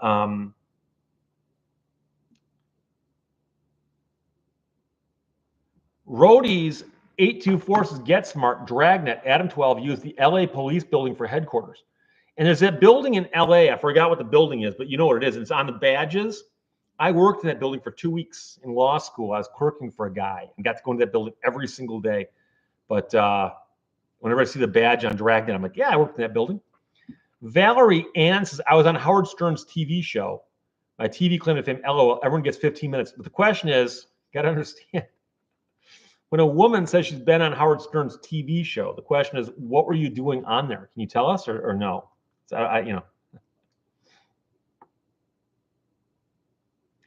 L. Grant Nelson says, my family didn't have a TV either. Jeffrey Hernandez says, doing backup vocals. Yeah, people can do backup vocals on drums. But I'm just talking about, as Bill Van Ryn points out, I mentioned Phil Collins. But the point is that traditionally, singers are often, guitar players or just standalone singers or bass players. But the drummers are less common. Roadies 824 was Parker Center, the old LA headquarters. Shaban says, I didn't know that Young Sheldon was canceled. I hadn't watched, but from what I saw, it seems like a great show. Well done. I never watched it. I stopped watching Big Bang Theory. It kind of, to me, ran out of steam after a couple of years. Alan Johnson, the badge building is the LA City Hall. That is correct. Thank you. The LA City Hall. And a guy I knew was worked in the city attorney's office, not the prosecutor, but the city attorney's office. And I clerked for him for a couple of weeks. That was fun. Fred Hoyt says Ringo. Okay. I know he's saying later, but you don't often think of him as being the lead singer of the Beatles. Alan Brown says Don Henley played drums and vocals for the Eagles. R.J. Key says my dad was a TV repairman. As a result, we had a TV in every room. Wild Bill, Karen Carpenter's death from anorexia nervosa was so sad. Yeah, it's one of those things. I don't understand it. I know I never could understand it, but apparently, she read reviews of their performances, and a couple people had commented on how she'd gained weight, which is such a crazy thing, as if it's got anything to do with music. Well, I don't know. They've got a bunch of hits, but it looks like that drummer's putting on some weight. But it's crazy. But apparently that got to her. It's one of the things that got to her, and she wound up passing away from it. It's tragedy. I remember when I was a little kid, I wasn't a huge fan of the Carpenters because I was more into the rock and roll. But as I got older, I learned to appreciate it. And Superstar, their rendition of it, because they did not write that song. Leon Russell wrote it along with some other people. But their rendition of Superstar is transcendent. Other people have done it also, like Luther Vandross. But the Carpenters' version of Superstar is just mind-blowingly good. And it's sad that she passed away from that. So Maker Mike says, I'm the youngest of 7 boys. The TV was required for parent sanity. Well, I'm the youngest of 6 boys. But my parents just kind of like, hey, you guys shut up. Go outside and play, whatever. Michael Lawless, what did you think of Howard Stern when you were in radio and he was first syndicated? Well, I was out of radio by the time he got syndicated. I remember seeing, or actually hearing Howard Stern on in Detroit radio, W4, WWWW 106.7. And that's back when he first started hitting his stride of realizing he could be different and entertaining. But I've always admired Howard Stern. I don't say that everything he does is entertaining. He's not batting 1,000, but I think in a world where most disc jockeys are batting 200, he's batting over 400, which is like, Hall of Fame type.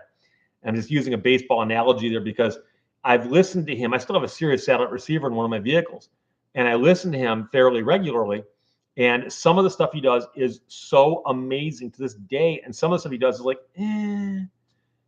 but again, nobody is perfect on the money with everything they do at that level. So I still think that he's one of the most creative people who's ever worked in radio. Blah, blah, blah. Wasn't it Walt Disney's Wonderful World of Color? What year would that have been?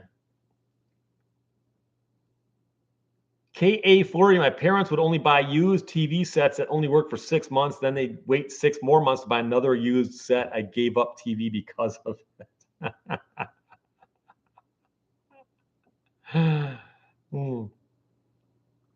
Duncan Campbell, my father grew up without a TV and didn't have one until moved in with my mother in his late 30s.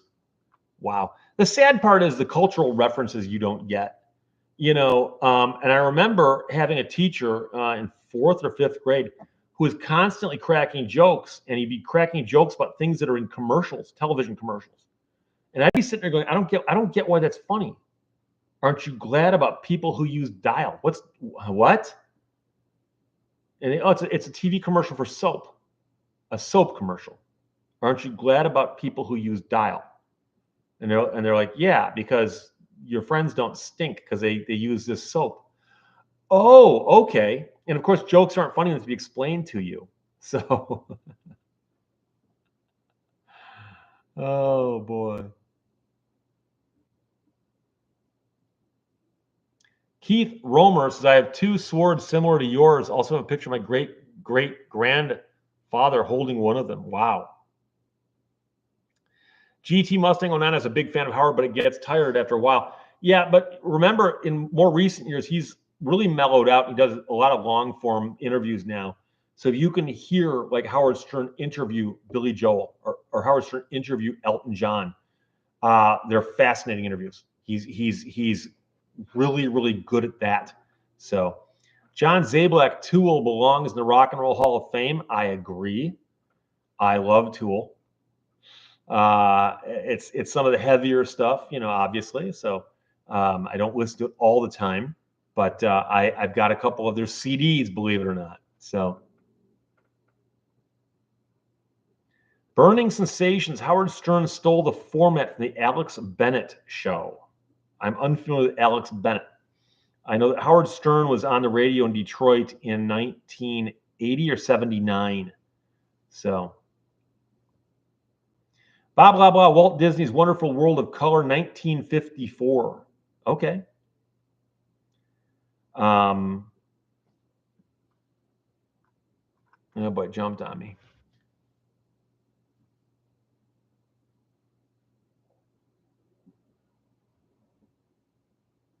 Bernadine Sackinger, they should have bought a Zenith. Ours lasted 25 years.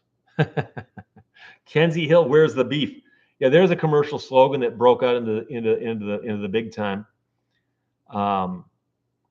RJ Key, Howdy Doody and the Peanut Gallery. I'm guessing those are either before my time or during a period in which we did not have a TV set. Gender neutral. Have you ever represented anyone famous? No, I have not. I've represented relatives of famous people, but I can't talk about it. Oh. Wayne Jensen, so is Buckethead's drummer. I'm all about Buckethead, but the Buckethead I'm familiar with tends to play to backing tracks or occasionally tours with people like Guns N' Roses. Oh boy. Mark Sparks, my electronics instructor, must have said, "Where's the beef?" 1,000 times in class.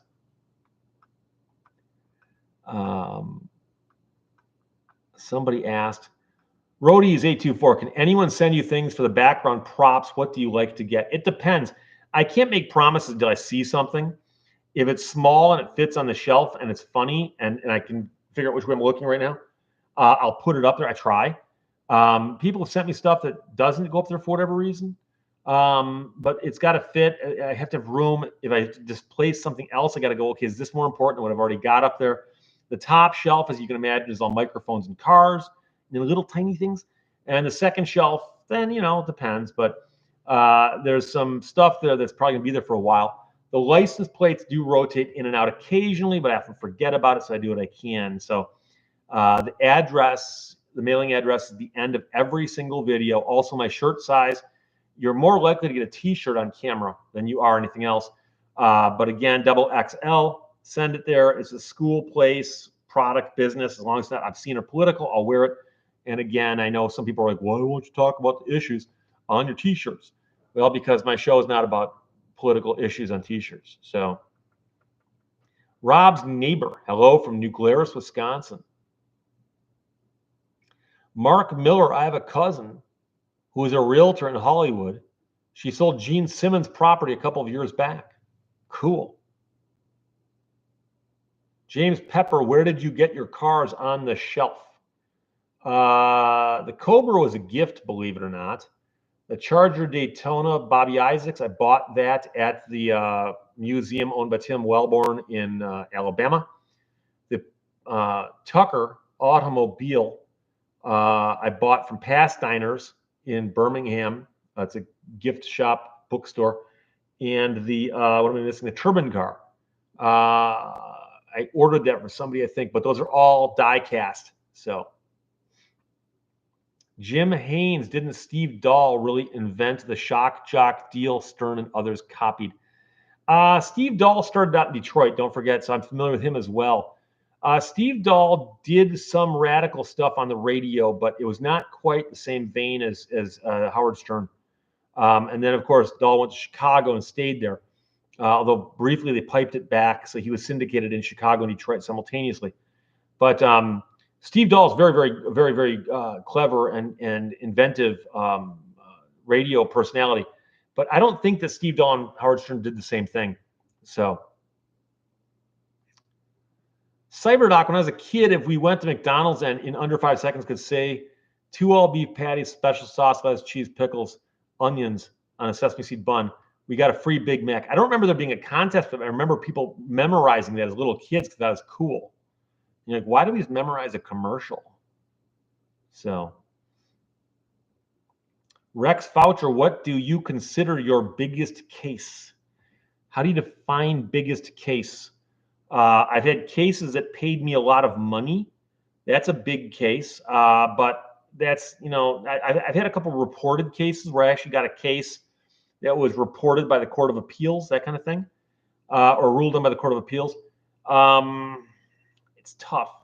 One of my favorite cases of all time was, and I talked about this one before, was a jury trial I had in Macomb County, Michigan, a while back, where my client bought a used car as is from a car dealer. And the dealer lied to her about a bunch of things. And the car was defective. The engine blew up. We filed a lawsuit. And the defense attorney kept insisting that we had no case because they sold the car as is. And say, yeah, but your client lied. He goes, doesn't matter.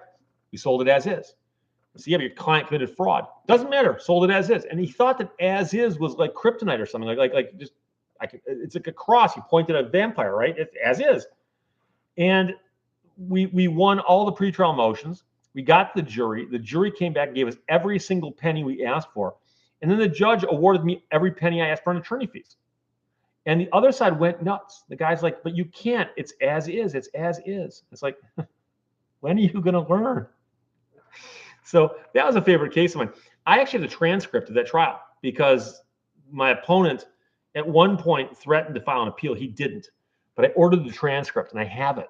And every now and then I pull it out and read it because it's fun. But it's one of my favorite cases. So that one was fun. So Valerie Ann says, I have a musician friend who does a medley of TV shows from the 60s theme songs. Everyone loves sings along. I had a friend named Tom Spademan, a good friend of mine who's still my friend, but he had a band called Aluminum Beach in Ann Arbor, Michigan back in like 81, 82, 83.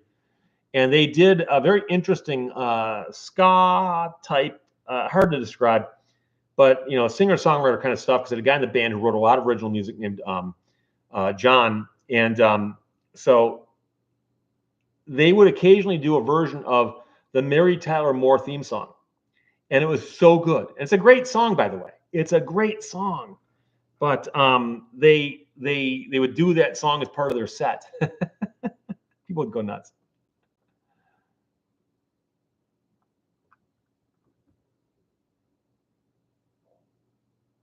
Why do they let usernames be up to 50 characters? Asks the character name. What's your go-to Taco Bell order? I haven't been to Taco Bell in a while. When I had an attorney I worked with in the same office, and we used to buy each other lunch, he'd go, Steve, I'm going to Taco Bell. I'd say, okay. And he would just bring me back a bunch of Taco Bell. It's all the same stuff. It's just different renditions. It's the same thing, though. Grandy Tacos is the biggest case of the Dream Cruise tickets. I tend to think of those as separate cases, but you're right. For a period of about 4 years or 5, I represented people who got a ticket at the Dream Cruise, and I wound up representing hundreds of people. And so that episode, for lack of a better word, was something that I also kind of like to think about. Alan Johnson, do you read the court transcript as is? That's the only way to read it. Zach Ripple, I get asked this almost every single Sunday. How much of your time is spent practicing law versus producing these videos? I hate to be the one who tells you this, but a 10-minute video takes me about 12 minutes to make. So I do still practice law. I get up in the morning and I shoot the videos and I upload them. Then I basically go to work. So JB Weld. Caveat emptor applies to marriage too. Choose your wife, choose your life. Caveat emptor, I like to remind people, is, of course, buyer beware. Caveat is beware. Emptor would be buyer. The question is, how would you say the opposite of that? Would be caveat venditor, which is seller beware.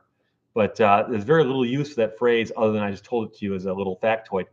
Gina Maria Italiano says, I love the brass with Chicago. The thing about Chicago, they always struck me, assuming you're referring to the band, as a little bit jazzy. And so I like some of their stuff, but some of the stuff, it hits me funny, like Saturday in the Park. That song, I don't like that song. And then some of their other stuff, I get the impression that they were so into the music that they kind of like glossed over the lyrics. 25 or 6 to 4. Read the lyrics to that song and they make no more sense than that. So I know what they're saying, is it 25 or 6 to 4? Who cares? But I know they were huge. And their later stuff was extremely popular. So there's that. STP World really wants to know, did you see the kid who got suspended for reporting the bullet at school? Yes, I did. I did not study it, but my understanding is that he saw a kid bring a bullet to school and then later on reported it, and he got suspended. And they're saying he got suspended because he didn't report it right away. And so I don't know enough the story about it other than that. But, I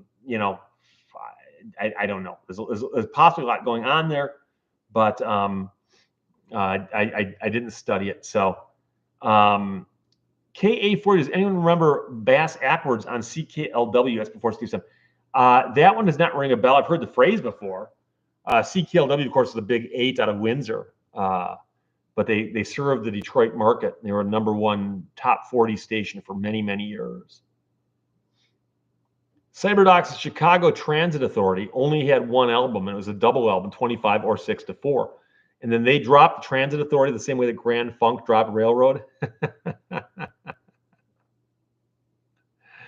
Pat Gunn, should we as a society get rid of adverse possession? Adverse possession does make a little bit of sense, but only with the longer term, like 20 years. So if you are on a piece of property. And let's say you think it's yours for whatever reason. And you pay the taxes on it, you improve it, you build on it, you do all kinds of stuff. And 20 years later, someone comes by and goes, oh, this is my property.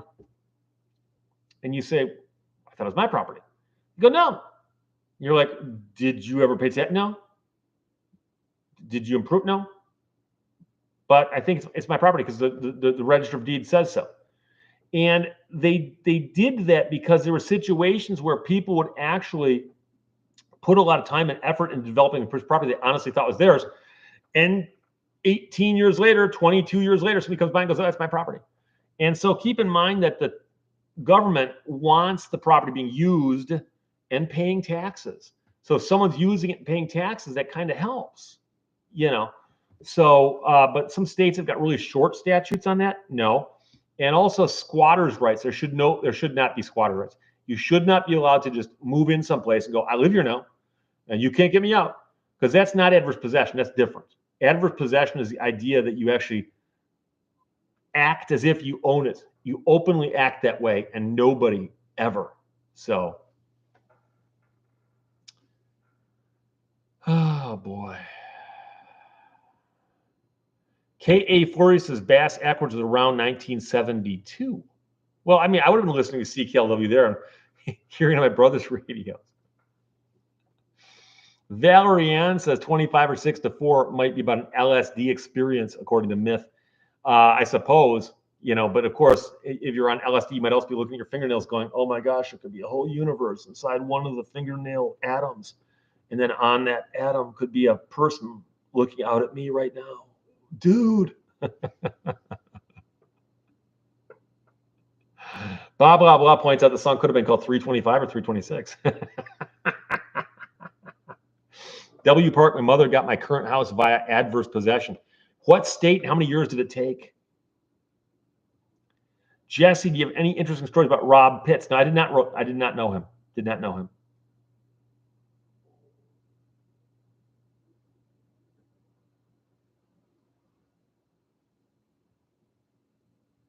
So Canadian Rebel Eddie's checking out. It says time to put the apple crisp in the oven, 350 for 40 minutes. Got to go. Have a great week, Stephen. Everyone in the chat.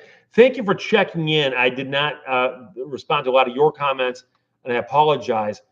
Today we've actually got a pretty active discussion going here, so I keep missing a lot of stuff also. So I apologize for people whose comments I've not gotten to. Alan Brown Sr. says Mark Knopfler is a very good and has a unique style of music. I like Mark. Andy New York 29, did you hear about the guy who was ticketed for littering by blowing bubbles in a park in San Diego? Yes, I did. I did not talk about that one only because I had other stories pop up. But a guy's in a park blowing bubbles. And as you can imagine, some people might not like that. But the question is, what is he doing wrong? And so somebody came along and said, well, it's littering. It's littering. But most people would say littering is when you throw something or toss something on the ground that doesn't belong there. So if I walk along and I see a rock on the ground, I pick it up and I put it back down again. That's not littering. That's where the rock came from. Piece of paper, cigarette butt, but bubbles? Because bubbles go and they just disappear. But presumably somebody was upset by it and said, I don't like this, make him stop. And I can see where if you came up and blew the bubbles in my face, I'd find that offensive. But, you know, so is this in a park? I don't know. It's a weird situation. So Bill Van Ram says, have you seen the Russian Chicago cover band on YouTube? It's touring the U.S. They might be better in Chicago. Yes, I have. Leonid and Friends, is that it? Yank that one out of thin air. They are very good. They are very good. Lowell Riggs, anyone here a fan of Married with Children? Yes. The show had a few rough edges, but it was groundbreaking. And of course, one of the original shows on Fox. So Mark Miller says, tiny bubbles in the wine makes me happy. It makes me feel fine. GT Mustang 09. And there's somebody else in here that's GT Mustang. First time watching live. Love it. Definitely be tuning in again. Well, next time, fire up some questions and throw them at me. I feel like I'm almost in a batting cage here, and people are just throwing stuff at me, and I'm swinging away, doing the best I can. Mark Sparks says it's time to say goodbye to Steve and all his friends. We'd like to thank you folks for kindly dropping in. You're all invited back next week for this locality, same bat time, same bat channel. The song shifted gears. They're like a Muncie Rock Crusher, Muncie Rock Crusher, the bad clutch. Burning sensations, tiny bubbles. Oh boy. Padre, Married with Children is coming back with the original cast as an animated show. Really? Okay. Steve, my parents wouldn't let me watch Married with Children. It was evil. Silver Mountain next, they'll get you for littering your dog sheds its hair. Oh boy.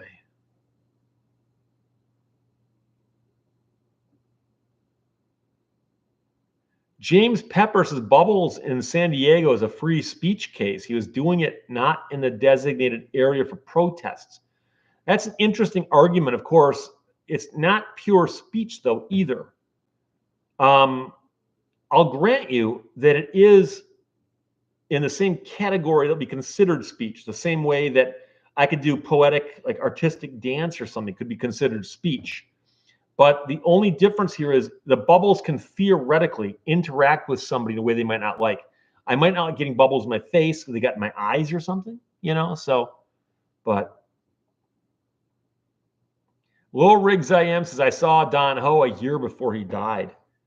And Dan Hale says, Sloopy, hang on. Hang on, Sloopy. Sloopy, hang on. Michael Lawless, have you ever handled an auto fatality case? No, I do not do personal injury or auto negligence. I've got friends who do, but I do not. So. And Mark Central, is speech really free if you can designate which area of a public park it can occur in? It depends on whether or not they like if I say that you can go to a park and talk all you want, but the second you like use amplification or loudspeakers or something, they can certainly control that. But again, I don't know enough about that case. I'm not going to get heavily into it. So Grande Taco says bubbles leave residue. So